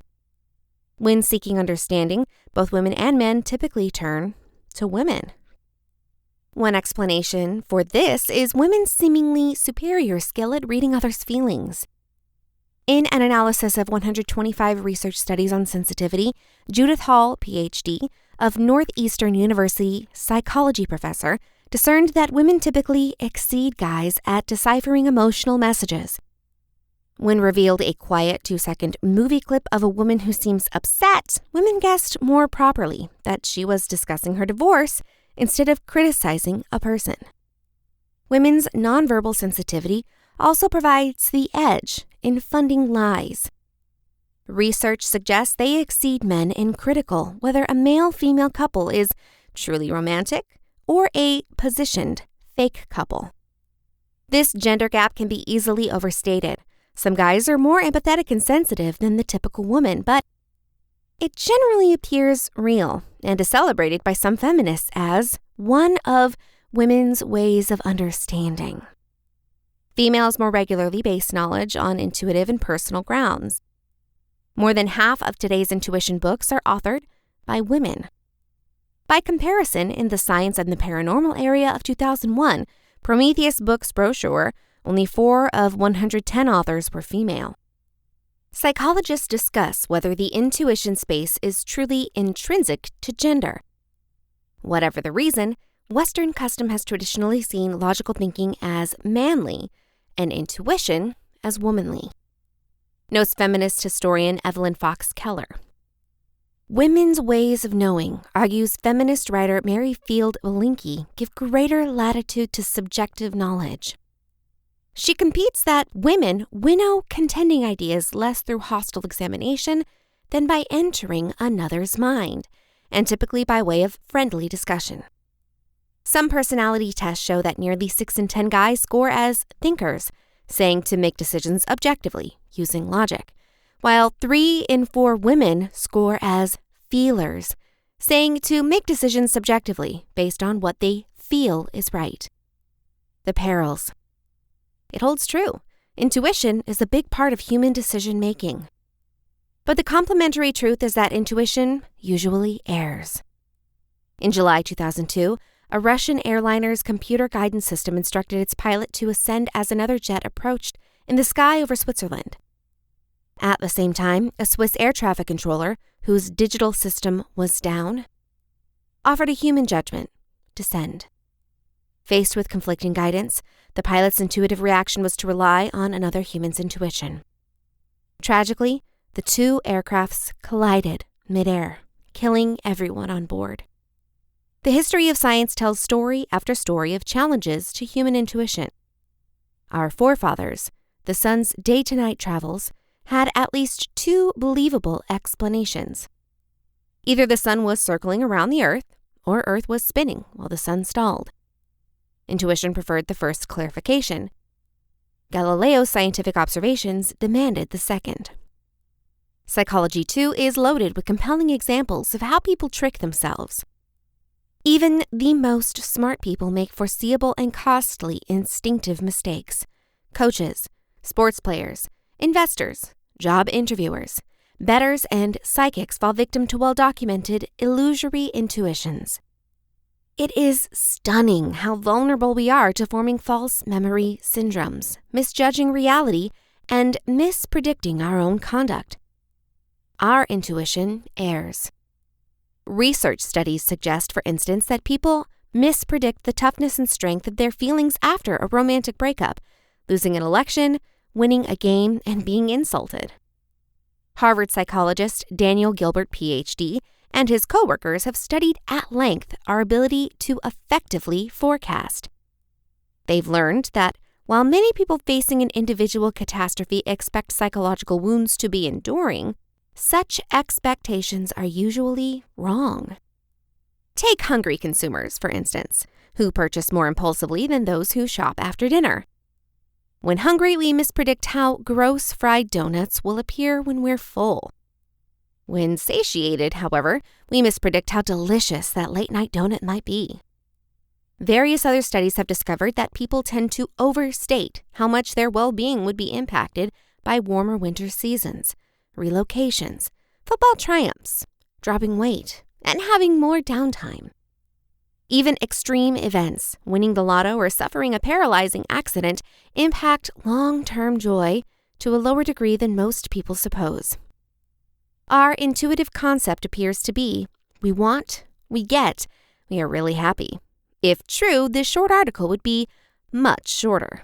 In reality, note Gilbert and his associate Timothy Wilson, Ph.D., of the University of Virginia, we usually miswant. People who imagine a vacation on a deserted tropical island could be dissatisfied when they see how much they require everyday structure, intellectual stimulus, or regular infusions of Pop-Tarts. Our intuition tells us that if our wanted prospect or team wins, we will be pleased for a long while. But studies consistently expose that emotional traces of good tidings vaporize more quickly than we'd expect. It wants negative events that we are particularly susceptible to misintuiting the resilience of our feelings. Many people being tested for HIV expect to feel suffering over bad news and elation over good news for weeks after hearing the results. And yet, just 5 weeks later, the receivers of bad news are less distraught, and the receivers of good news are less elated than they initially anticipated. This occurs because people overlook the speed and power of their mental body immune system, say Gilbert and Wilson. That includes strategies for justifying, marking down, forgiving, and restricting trauma. Being mainly oblivious of this emotional recovery system, we accommodate diseases, disabilities, romantic separations, and beats more readily than we intuitively expect. Weeping may tarry for the night, but joy comes in the early morning, reflect the psalmist. Intuition is bigger than we understand. It feeds our expertise, creative skill, love, and spirituality. It's a wonder. Still, it is also dangerous. Today's cognitive science aims not to ruin intuition, but to strengthen it, to sharpen our thinking and deepen our knowledge. Researchers who expose intuition's defects remember that it works well in some areas, but needs restraints and checks in others. In worlds from sports to business to spirituality, we now understand how perilous intuitions often go before a fall, and how we can, for that reason, think smarter, even while listening to that creative whispers of our hidden mind.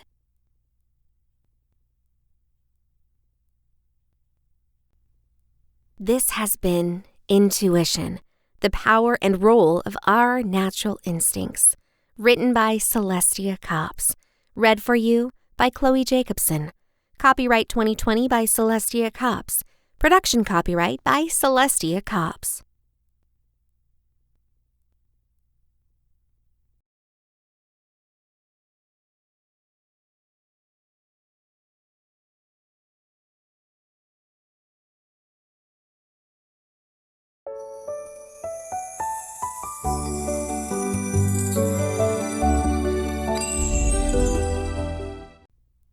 Intuition. Intuitive, analytical, and instinctive thinking. By Celestia Copps.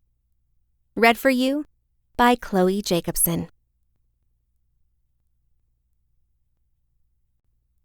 Chapter 1. What You Actually Know. Nan O'Brien didn't always embrace her intuitive gift, but now she uses it to help families to find closure with departed loved ones, to help police departments find missing individuals, and to help countless people contact what they've actually known about themselves, their desires, and their lives.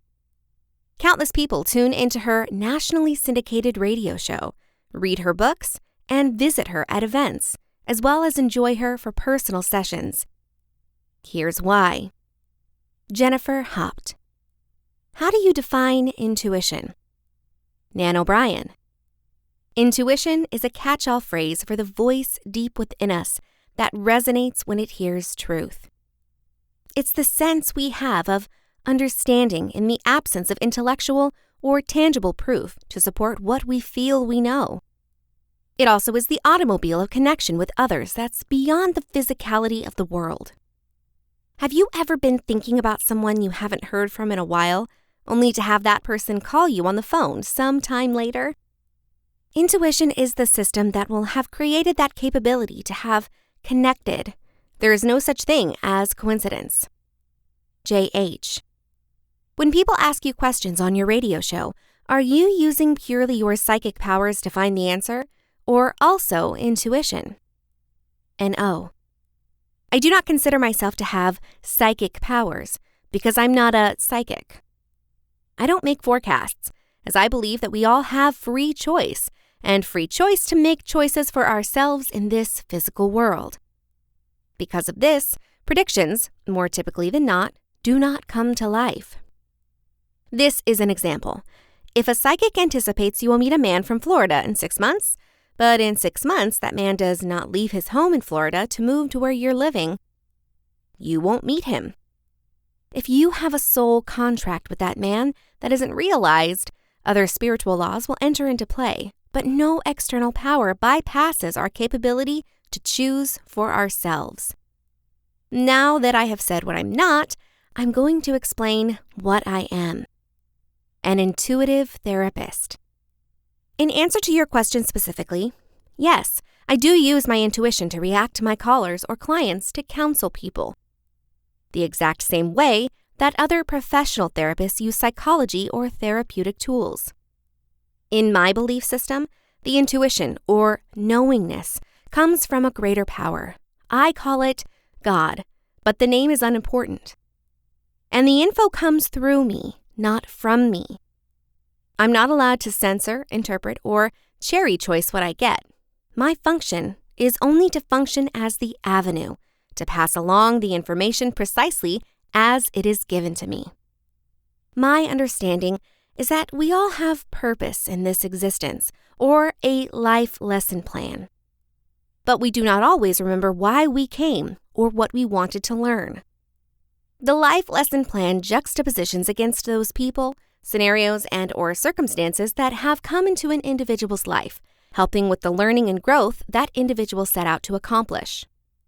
It can be very effective for an individual to move his or her thinking from, why me, not poor me, to, why did I attract this into my life?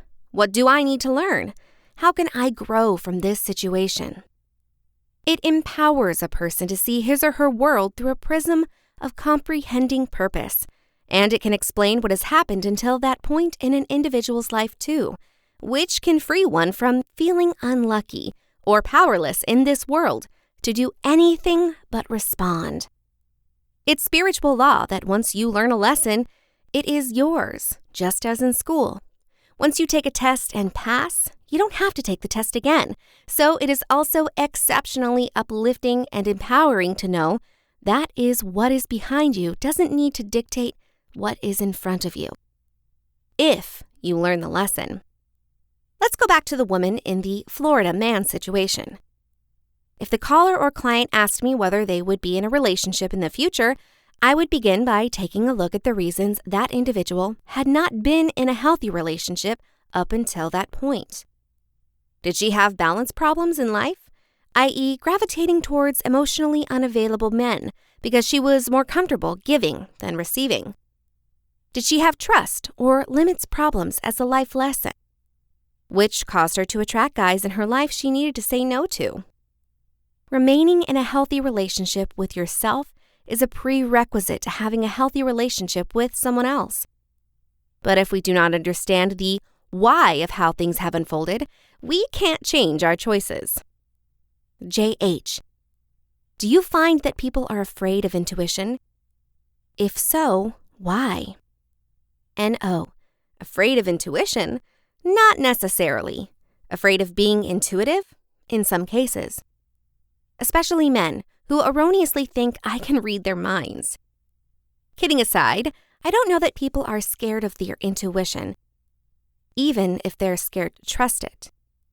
All of us have intuition to some degree. It's similar to singing. We can all do it, but some should only sing in the shower. But when we trust and act upon our intuition, and the result validates its existence, it can be overwhelming and almost creepy or unusual for someone who is inclined to work in the real world. The validation of trusting the intuition creates a clash between logic and experience. The logic says, rely on the 5 senses, while the experience says, clarify what just took place any other way than intuition. Gradually, continuously trusting our intuition decreases our conflict and moves us to approval, which by nature isn't fear-based, but faith-based. JH. Was there ever a time when you did not trust your own intuition? How have you learned to trust it more for many years? NO. Absolutely. More times than I can count or care to remember, especially in my younger years. Though it quickly became obvious that when I trusted my intuition, the outcomes were positive, and when I didn't, the outcomes were less positive. They were the decisions I tended to be sorry for. Like Pavlov, the successful use of the intuition conditioned me to be more going to trust it more until I specified where I trusted my intuition implicitly. Honestly, I could refrain from doing my radio, live event, or private sessions if I didn't totally trust the process of intuitively plugging in, allowing info to come through me, not from me. The trust in the intuition eliminates the ego from the process of intuitive therapy. And that is critical to its integrity, to the power of its truth. It's not about my being right or wrong in my responses, only that I give it to others as the info that is given to me. JH, can you teach people how to tap into their intuition? NO. The short answer is yes. The long answer, while the experience of using someone's intuition as an individual journey, there are workouts that can promote the ease with which you access it. Like any exercise program, you get more powerful through the repetition and constant application of the exercises. By embracing the daily opportunities to practice using your intuition, you strengthen your desire to then rely and act on it, perpetuating the 4 steps of loyal living: recommendation, trust, reliance, action. The chances can be simple and a part of your life now. They do not have to be additions to your day-to-day schedule. An example could be this. If you work in a building with an elevator bank, stand in front of the elevator you intuitively feel is going to open, without being a cheater by listening or watching to see which direction an elevator is going. You will be surprised how often you are right. And that simple daily affirmation feeds your determination and capability to connect with your intuition in other ways. To call a friend who's been on your mind that, as it ends up, needs to hear from you. To drive a different route and find yourself helping a stranded senior on the side of the road you would not generally have taken a trip. It is not necessarily going to climb up a mountain and find yourself and your power.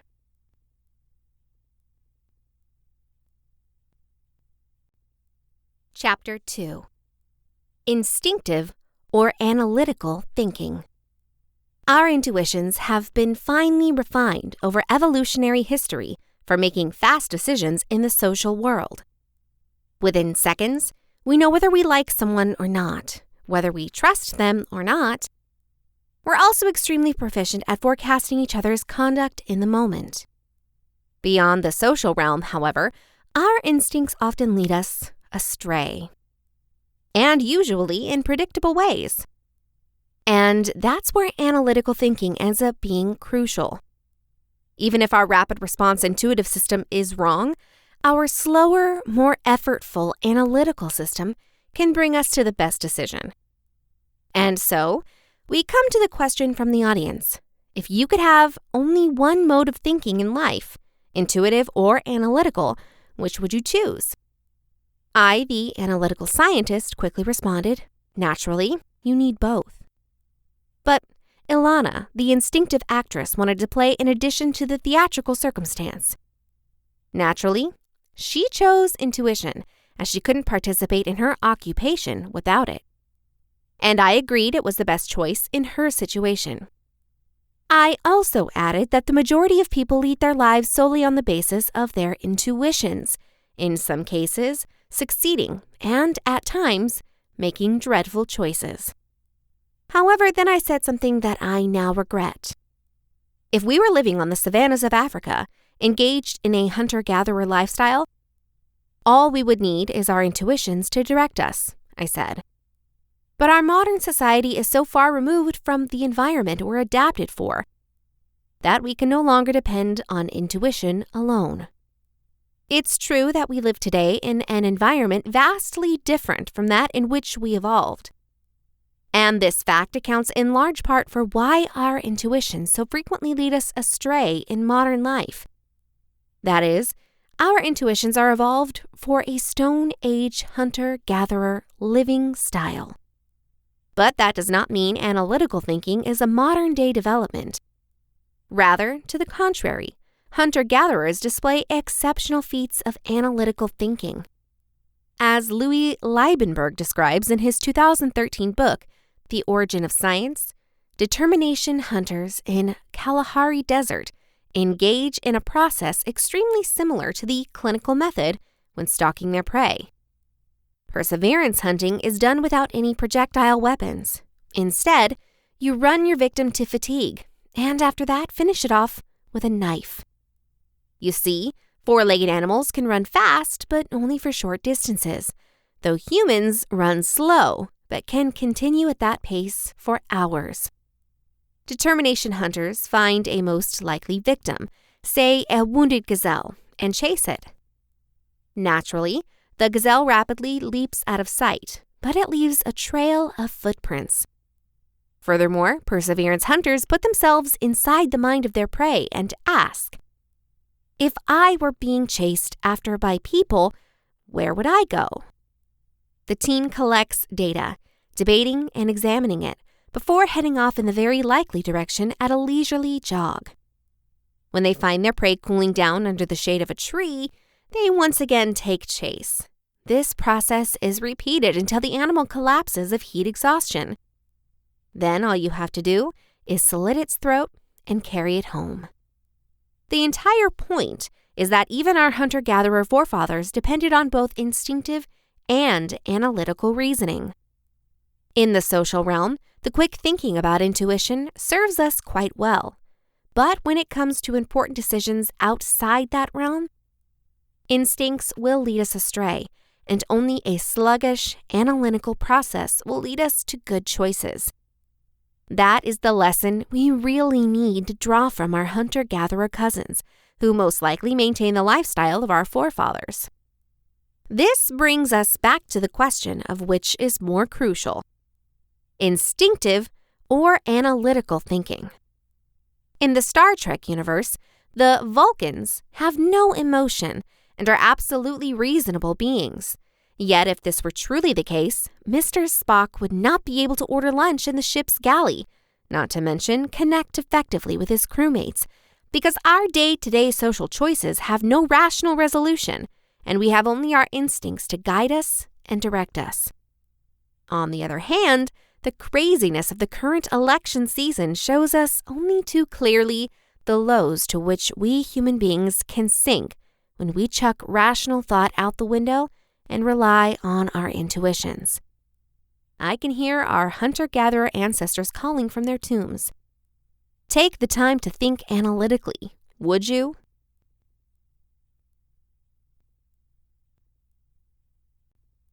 Chapter 3.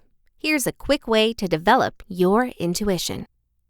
There are many ways you can make use of your intuition, and like any other skill, practice is key. It is crucial to have the discipline to practice every day. It's also important to reserve a time every day when you can be alone, undisturbed. If you would like to try, begin by sitting comfortably with your eyes closed and your feet flat on the floor. And then, do diaphragm or stomach breathing by positioning your hand on your abdomen and breathing in gradually through your nose. Notice your stomach move into your hand while your chest or thoracic area remains still. Inhale for a count of 1 and exhale for a count of 2. Now, sit silently with your eyes closed. Consider making a few positive intentions like what you want from the day, and then sit and be mindful and listen to the messages your body is giving you. Where do you feel heavy or light? To develop your intuition, think of a current circumstance you'd like more insight about. Focus on that event and pay attention to the thoughts that emerge. Next, pull out your journal and document what came to you. As you set about your day, observe others and see if you can pick up any messages from their nonverbal communication even before they speak to you. It's all about tuning in. When you have the chance, take down your observations in your journal. Using a method like creative visualization is also an outstanding way to make use of your intuition. Shakti Gawain wrote 2 seminal books on the subject, creative visualization and developing intuition, and they work hand in hand. Innovative visualization is a technique where you close your eyes and use your imagination to create what you want in your life. It can open you up to new creative energies that will help you utilize your intuition. You can try creative visualization by starting with several minutes of diaphragm breathing. Next, let go of any thoughts that enter your mind and envision them fading away. Picture yourself in a cavern where you eliminate all your clothes and rest. Feel the moisture dripping from the ceiling as its acidic nature begins to liquefy your skin, organs, and body systems. See yourself as a skeleton while being entirely mindful. Being stripped of every little thing can offer a magic opening into your instinctual self and may also help you take advantage of your inner guide. Creative visualization can be initiated by a therapist, but you can learn to do it yourself. Years ago, when I was diagnosed with cancer, I was taught creative visualization methods to generate emotions of healing and empowerment.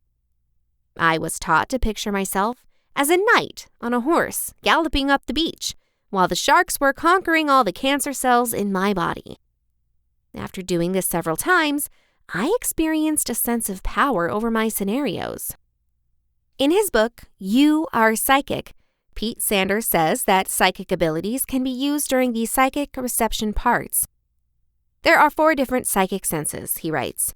Psychic feeling, in the solar plexus, psychic intuition, understanding your inner awareness, psychic hearing, on both sides of the head above the ears, and psychic vision, the third eye, or the place between the eyebrows. In the exact same way that some of us are acoustic or visual learners, we each have strengths in one of these psychic arenas. Sanders says that's so as to face difficulties and make good choices. It's important to discover your psychic strength because it can impact how you live your life. Additionally, when you know the psychic strength of your loved ones, you can communicate with them more successfully. My sense of intuition originates in my solar plexus. Whenever I really need to decide, my energy is automatically directed to that area. I am also the type of person who walks into a room and will go out if the feeling or energy is not right. The benefit of this kind of intuition is that I'm sensitive to other people's emotions. But the drawback is that I can more easily end up being mentally hurt. When working on my first narrative, Regina's Closet, about my grandmother who committed suicide when I was 10, I turned to a psychic medium to help me learn more about my grandma. Many people thought I was crazy, but I explained that it was the only way to learn about my grandmother's life growing up in Poland in the early 1900s. The medium accessed my grandmother and gave me some messages that she wanted to share with me about her life as an orphan at the time of World War I. After the preliminary reading with the psychic, I did some research on my own to help me develop my own intuition. Through my research study, I learned that if we just allow what we all switch on our psychic or instinctual abilities. There are many ways you can make use of your intuition. And like any other skill, practice is crucial. It is important to have the discipline to practice every day. It is also crucial to set aside a time each day when you can be alone, undisturbed. If you'd like to try, begin by sitting conveniently with your eyes closed and your feet flat on the floor. And after that, do diaphragm or stomach breathing by putting your hand on your abdominal area and breathing in gradually through your nose. Notice your stomach move into your hand while your chest area remains still.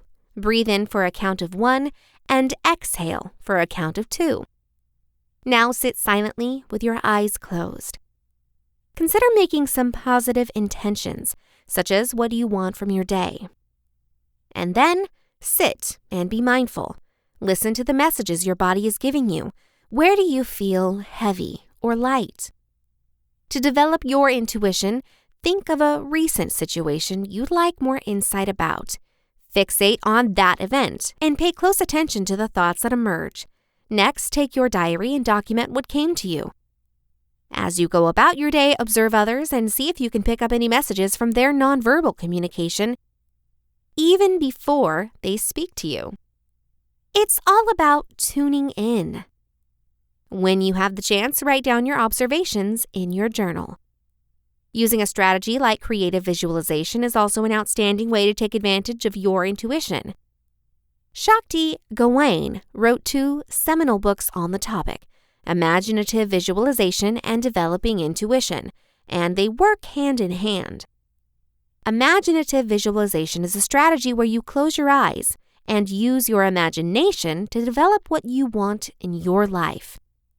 It can open you up to a new creative energy that will help you utilize your intuition. You can try creative visualization by starting with a few minutes of diaphragm breathing.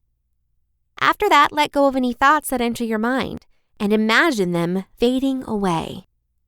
Picture yourself in a cave where you get rid of all your clothes and rest. Feel the wetness dripping from the ceiling as its acidic nature begins to liquefy your skin, organs, and body systems. Think of yourself as a skeleton while being completely aware. Being stripped of every little thing can offer a magical opening into your intuitive self and might also help you tap into your inner guide. Imaginative visualization can be started by a therapist, but you can learn how to do it yourself. Years ago, when I was detected with cancer, I was taught creative visualization methods to generate emotions of healing and empowerment. I was taught to imagine myself as a knight on a horse, galloping up the beach, while the sharks were dominating all the cancer cells in my body. After doing this several times, I experienced a sense of control over my situations. In his book, You Are Psychic, Pete Sanders says that psychic abilities can be tapped into using the psychic reception parts. There are 4 different psychic senses, he writes. Psychic feeling in the solar plexus, psychic intuition, understanding or inner awareness, psychic hearing on both sides of the head above the ears, and psychic vision. The third eye, or place between the eyebrows. In the same way some of us are auditory or visual learners, we each have strengths in one of these psychic parts. Sanders says that as to face challenges and make great decisions, it's important to learn your psychic strength because it can influence how you live your life. Aside from that, when you know the psychic strength of your loved ones, you can communicate with them more effectively. My sense of intuition comes from my solar plexus. Whenever I need to decide, my energy is instantly directed to that area. I am also the type of person who walks into a room and will go out if the feeling or the energy is not right. The benefit of this kind of intuition is that I am sensitive to other individuals' emotions, but the drawback is that I can be more easily upset and mentally hurt. My spouse, on the other hand, is a psychic intellectual. His intuition comes from the crown of his head, and this indicates that he's an innovator, anticipates problems, and doesn't lose time distressing. The disadvantage is that he can too quickly say the first thing that comes to his mind and could lead everybody else's timing. Whichever way you choose to utilize your intuition, it is essential to practice on a continuous basis.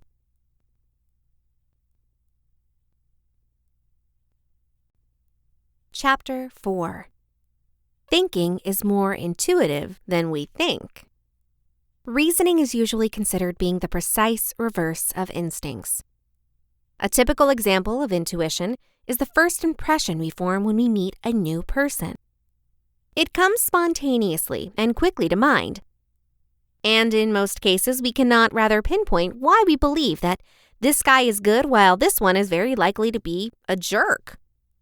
By contrast, when people think of thinking, they think of, say, solving math problems in the classroom.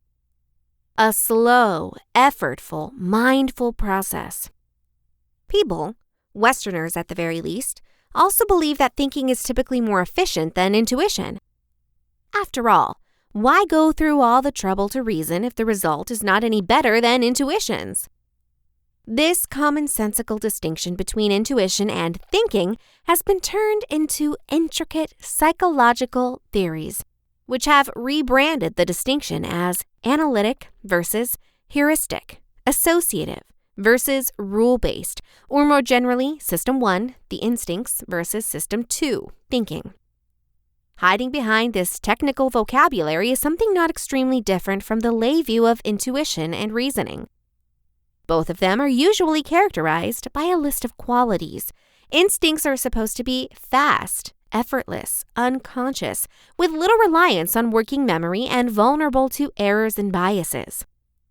Thinking is supposed to be slow, effortful, mindful, with a crucial reliance on working memory and able to correct the errors and biases of intuitions. Despite it being extensive, of certainty, rather instinctive, I want to say this distinction, this opposite in fact, mostly stems from a tasting error. While the characterization of instincts is more or less on area, that of reasoning relies on a highly artificial use of reasoning. Imagine that you had to define memory. You can think of the conscious, laborious exercise of attempting to recall a long string of random numbers. Or you can think of the automatic recollection of how to go to your house or what your name is. Most instincts can be made to be conscious, effortful, taxing on working memory, reading if you try to decipher some very poor handwriting, visual search if you're looking for a certain face in a pretty large crowd, etc. Yet the basic easy form of the intuition is what we should fixate on. It's the system that makes the more effortful variation possible. To be fair to reasoning, we should also look at this most simple expression, the littler step that can still certify as reasoning. Margot and Simon disagree about the movie that they should see tonight. Simon says, "A week ago, you picked the motion picture. So this week, it's my turn. Margot replies, "Fair enough, your turn to choose." This exchange is rather minor, but it still needs reasoning. Simon needs to have the ability to find an important reason for why he should be the one deciding which movie to see. Margot needs to be able to assess this reason and choose it suffices that she must concede the point. Looking at this minimal sample of reasoning, we recognize that it is in fact very much like an intuition. It happens really quickly. Neither Simon nor Margot needs to stop for some minutes to contemplate upon the strength of, "Last week you picked the film, so today it's my turn." It does not take much effort or working memory to gather such an argument, and even less to evaluate it. Importantly, people don't really know why this argument is persuasive. It depends on instincts of fairness that we cannot easily make explicit, and that psychologists are still attempting to sort out. Even though the reason is consciously processed, the way it is processed is kept under the hood. The picture of reasoning that is most quickly conjured, the exhausting solving of mathematics problems, is misleading. When people reason on their own, reasoning can indeed be slow and effortful. However, when they argue, finding and evaluating reasons comes really spontaneously. Sometimes all too spontaneously. We can all think of cases in which we kept arguing long after we should have given up. The difference is no mishap. If thinking comes far more easily in the context of a conversation, it's simply because it is created to work in such a context, and not when we take part in personal ratiocination. Chapter 5. Are you an intuitive or analytical thinker? Here's a simple test of reasoning capability. A bat and a ball cost $1.10 in total. The bat costs $1 more than the ball. How much does the ball cost? If your answer was 10 cents, congratulations, you responded like the majority of people. You followed your intuitions. 10 cents just feels like the right answer. You got the answer wrong, by the way, but still, you're a normal person. If your answer was 5 cents, congratulations are also in order. You made the effort to think analytically, and you got the right answer. You are also in the minority, by the way, a rare breed of human. So, are you an intuitive or analytical thinker? If you think the test above can tell you which type you are, you need to think again. According to Canadian psychologist Gordon Pennycook and his co-workers, all of us are instinctual thinkers. As we resolve issues and make decisions in our lives, we let emotions direct us. And that's an advantage because of our suspicions have been sharpened over evolutionary history to help us quickly and effortlessly achieve enough results. Take ordering a meal at a dining establishment, for example. You look over the menu, find something appealing, and order it. If you attempted a reasonable decision-making process in this case, you'd get stuck in paralysis by analysis, not being able to choose. Yet there are cases where intuitions will lead us astray. The bat and the ball problem above is but one example. Because instinctive thinking is the default mode for humans, the majority of people respond with a quick and filthy reaction that gets the answer wrong. Even so, as Pennycook and his associates mention, some of us were willing to use up the effort to think in an analytical style. It is necessary not to think of instinctive and analytical thinkers as two different kinds of people, just because all of us are very capable of both modes of reasoning. There are still people who are more in the practice of thinking analytically. People in the STEM, science, innovation, engineering, and math fields have years of training in analytical thinking. However, even these people can be led astray by their instincts, especially when working on problems outside their area of competence. Likewise, even highly intuitive people can be coaxed into thinking analytically under the right situations. There are significant life effects for people who are willing to engage in analytical thought procedures. Religious beliefs are a good example. All spiritual faiths are based upon intuitions. We are indoctrinated with the beliefs and practices of our specific faith early in childhood, accepting these teachings as obvious realities. Yet those that are willing to think analytically rapidly identify the sensible disparities in spiritual tenets, and they question their childhood faith. More generally, people who repeatedly participate in analytical thinking also tend to be more doubtful toward paranormal claims and supernatural beliefs. They're also more likely to question claims that, while not supernatural, still do not fix up well with a sensible, materialistic worldview. For instance, they question conspiracy theories, which are normally more complex than standard clarifications. Also, they take a suspicious stance to alternative medicine. Analytical thinking also impacts individuals' ethical mindsets. All of us have an innate moral sense that we share with our primate cousins, and maybe other mammals too. When we put these rules of conduct into words, they are generally phrased as shoulds and should nots. As far as an inherent moral sense is concerned, shoulds normally conjure up feelings that force us to comply with friends and family. Psychologists refer to this urge to help intuition as prosociality, just because it's the foundation of primate, including human, social conduct. Pennycook and his co-workers found that people who generally take part in instinctive thinking are more likely to help out, even at a significant cost to themselves. Individuals who think analytically aren't necessarily selfish or greedy. Nevertheless, in social exchanges, they tend to examine the potential benefits to themselves and others, and they gladly help when it benefits others more than it costs themselves. The should-nots of our innate social moral sense are primarily originated from the more evolutionary age-old emotion of disgust. We experience disgust in the presence of things like feces, vomit, blood, and other physical fluids because these are substances that carry illness. Hence, disgust is an automated response to things that can cause illness. While some things are generally revolting, we can also learn how to feel disgust for products that have made us ill in the past. For me, it's peanut butter. Even the smell makes me retch. People who are guided by their instinctual morality tend to consider behaviors that they personally find horrible to be immoral for everyone. For instance, a heterosexual male may deem homosexuality unethical because he finds the thought of himself engaging in such an act disgusting. People in the habit of thinking analytically, however, tend to make moral judgments regarding the question, what's the damage? If the conduct hurts no one, then is it moral? Hence, the analytical thinkers will see nothing immoral about homosexual acts by consenting adults.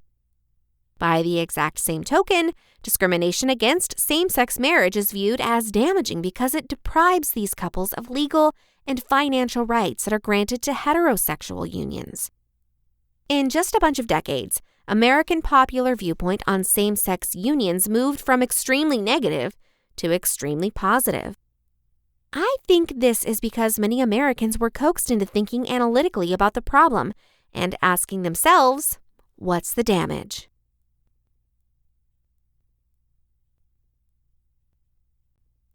Chapter 6. Can intuition predict marital success?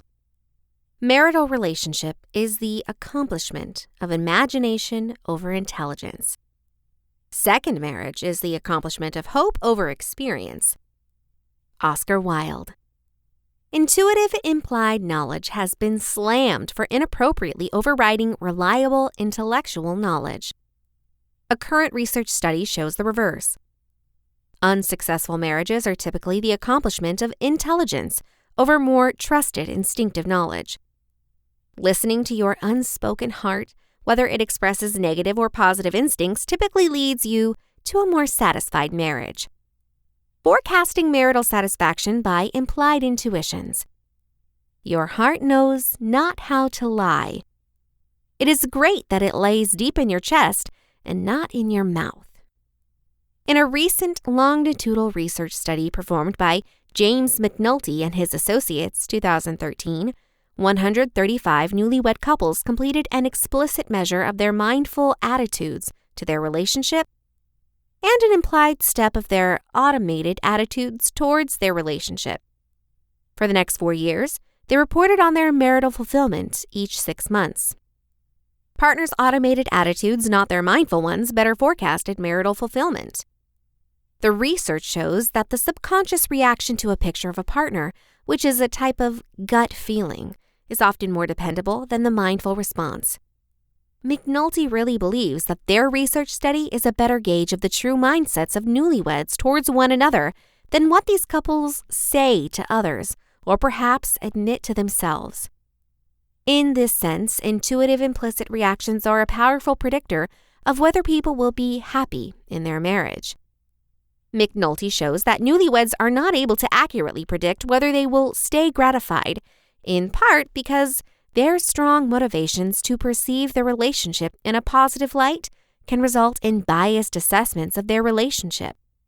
McNulty farther claims that though the motivation to see the relationship in a positive light may misshape partners' explicit, conscious examinations of their relationship, their implicit, automated, instinctive evaluations of the relationship seem fairly resistant to such motivations.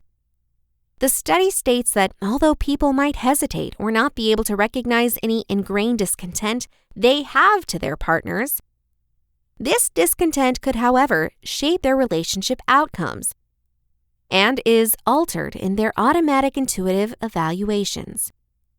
Those examinations better forecast the trajectory of their marital fulfillment.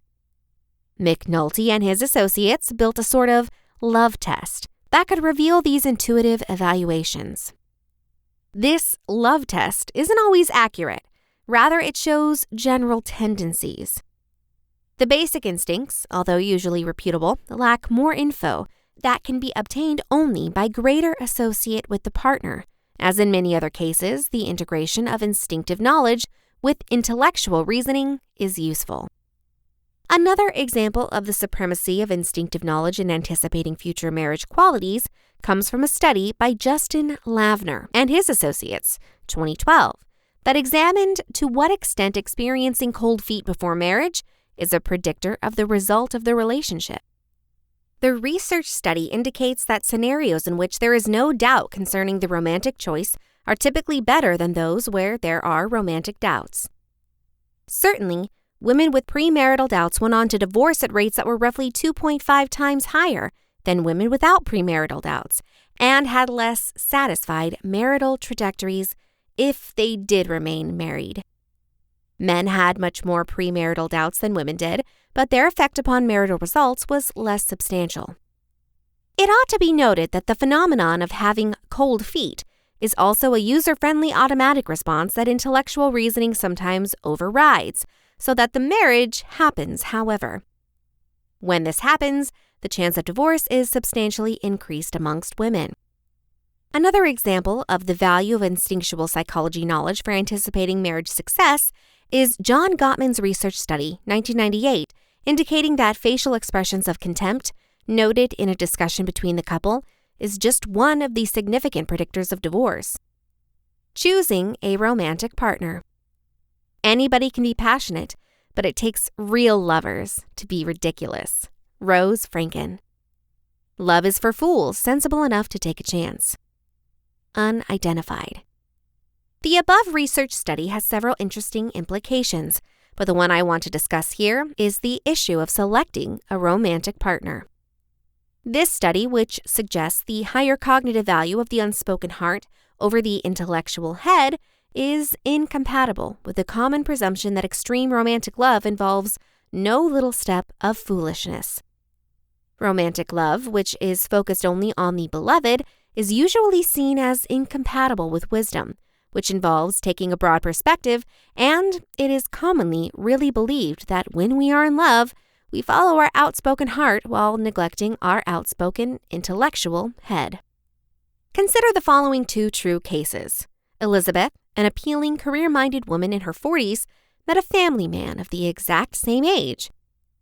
Being sensible and reasonable, she went through many doubts before deciding to chase after her initial attraction to him. Elizabeth realized how different they were. He was really shy, serious individual, and she was outspoken, assertive, with a great funny bone. She considered that the best obstacle to a possible relationship with him was that both of them were married, and she never ever considered leaving her partner, and she really believed he felt the same about his spouse. Subsequently, she thought that the chance of actually implementing their love was not high. She considered her attraction to him to be crazy and foolish. Though her intellectual thinking advised her against pursuing her initial attraction, she nevertheless let her heart lead her. Primarily simply because she felt an inexplainable instinctual trust toward him. Ultimately, they developed an extensive and loving relationship, and now they are happily wed. An opposite case is that of Janet, who doesn't think too deeply before following her heart. She forfeited higher education and wed a man whom others considered inferior to her. His main virtues were that he enabled her to leave supremacy in the home and have her own space.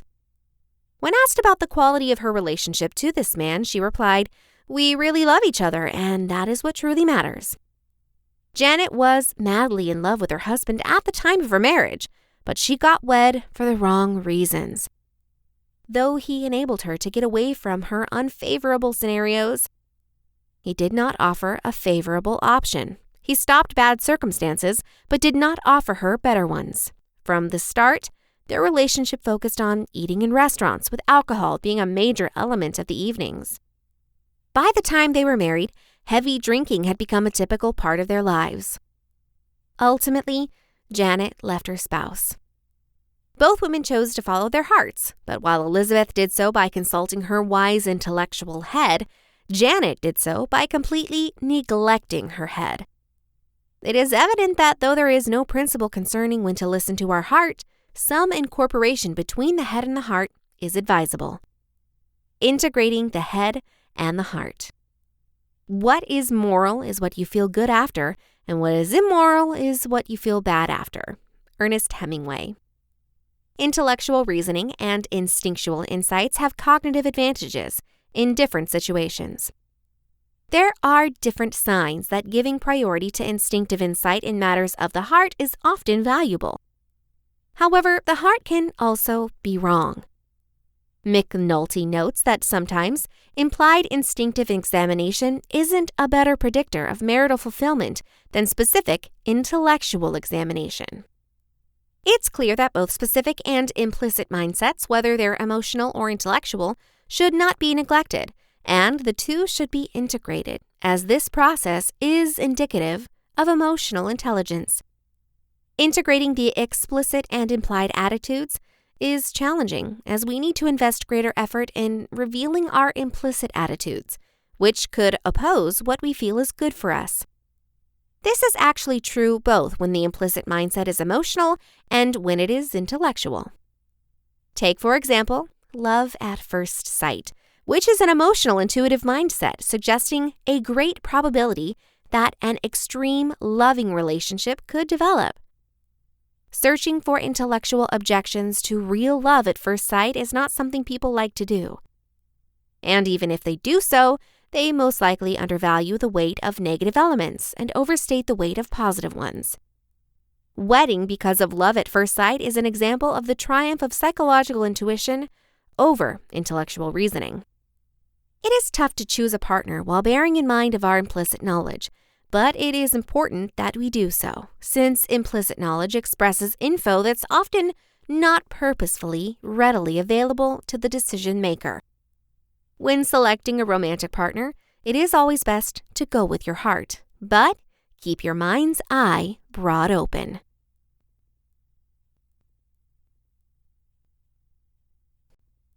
Chapter 7. The 4 crucial questions to ask of each dream. Dreaming is a natural source of intuition, and a few basic dream questions can cause big intuitive insights. In his current post, 7 Things Deeply Intuitive People Do Differently, Travis Bradberry of LinkedIn describes a method of intuition that embraces the value of dreaming. Toward the end of the short article, he claims of people who are deeply intuitive. They analyze their dreams. If you accept the science that demonstrates the power of intuition, it's not that much of a leap to accept that our dreams are usually symptoms of intuition. Fine at times, dreams are nonsense, but they often try to tell us something. Intuitive people do not just think, wow, that was an unusual dream. They ask themselves, where did that come from? And what can I eliminate from it? I appreciate Bradbury's point, and I would add that current clinical research supports the idea that dreaming is a wellspring of instinctive insight. If intuition is defined as a flash of new conscious consciousness that reflects the end result of substantial unconscious psychological processing, then dreaming might indeed be considered a dynamic and spontaneous generator of new instincts, a generator hardwired into the brains of each person. An easy way of increasing your access to this natural source of intuition is to ask yourself 4 questions anytime you remember a dream. Do not worry about precise answers, just concentrate on each question. Play it in your mind and wait a minute or 2 for a response to develop from within. 1. What is the strangest, most bizarre part of this dream? 2. Who are the characters, and how do you interact with them? 3. What emotions appear in this dream, and when do they develop? 4. What kind of reality is exposed to you in this dream? There is no need to interpret the dream in the sense of translating it into a logical, direct message. Simply ask these questions and pay attention to the thoughts, feelings, memories, and associations that come up. If you do this with each dream you remember, or better yet, record it in a journal, you will build a lively, living bridge between your mind's mindful and unconscious worlds, and your flow of intuition will surely increase as a result.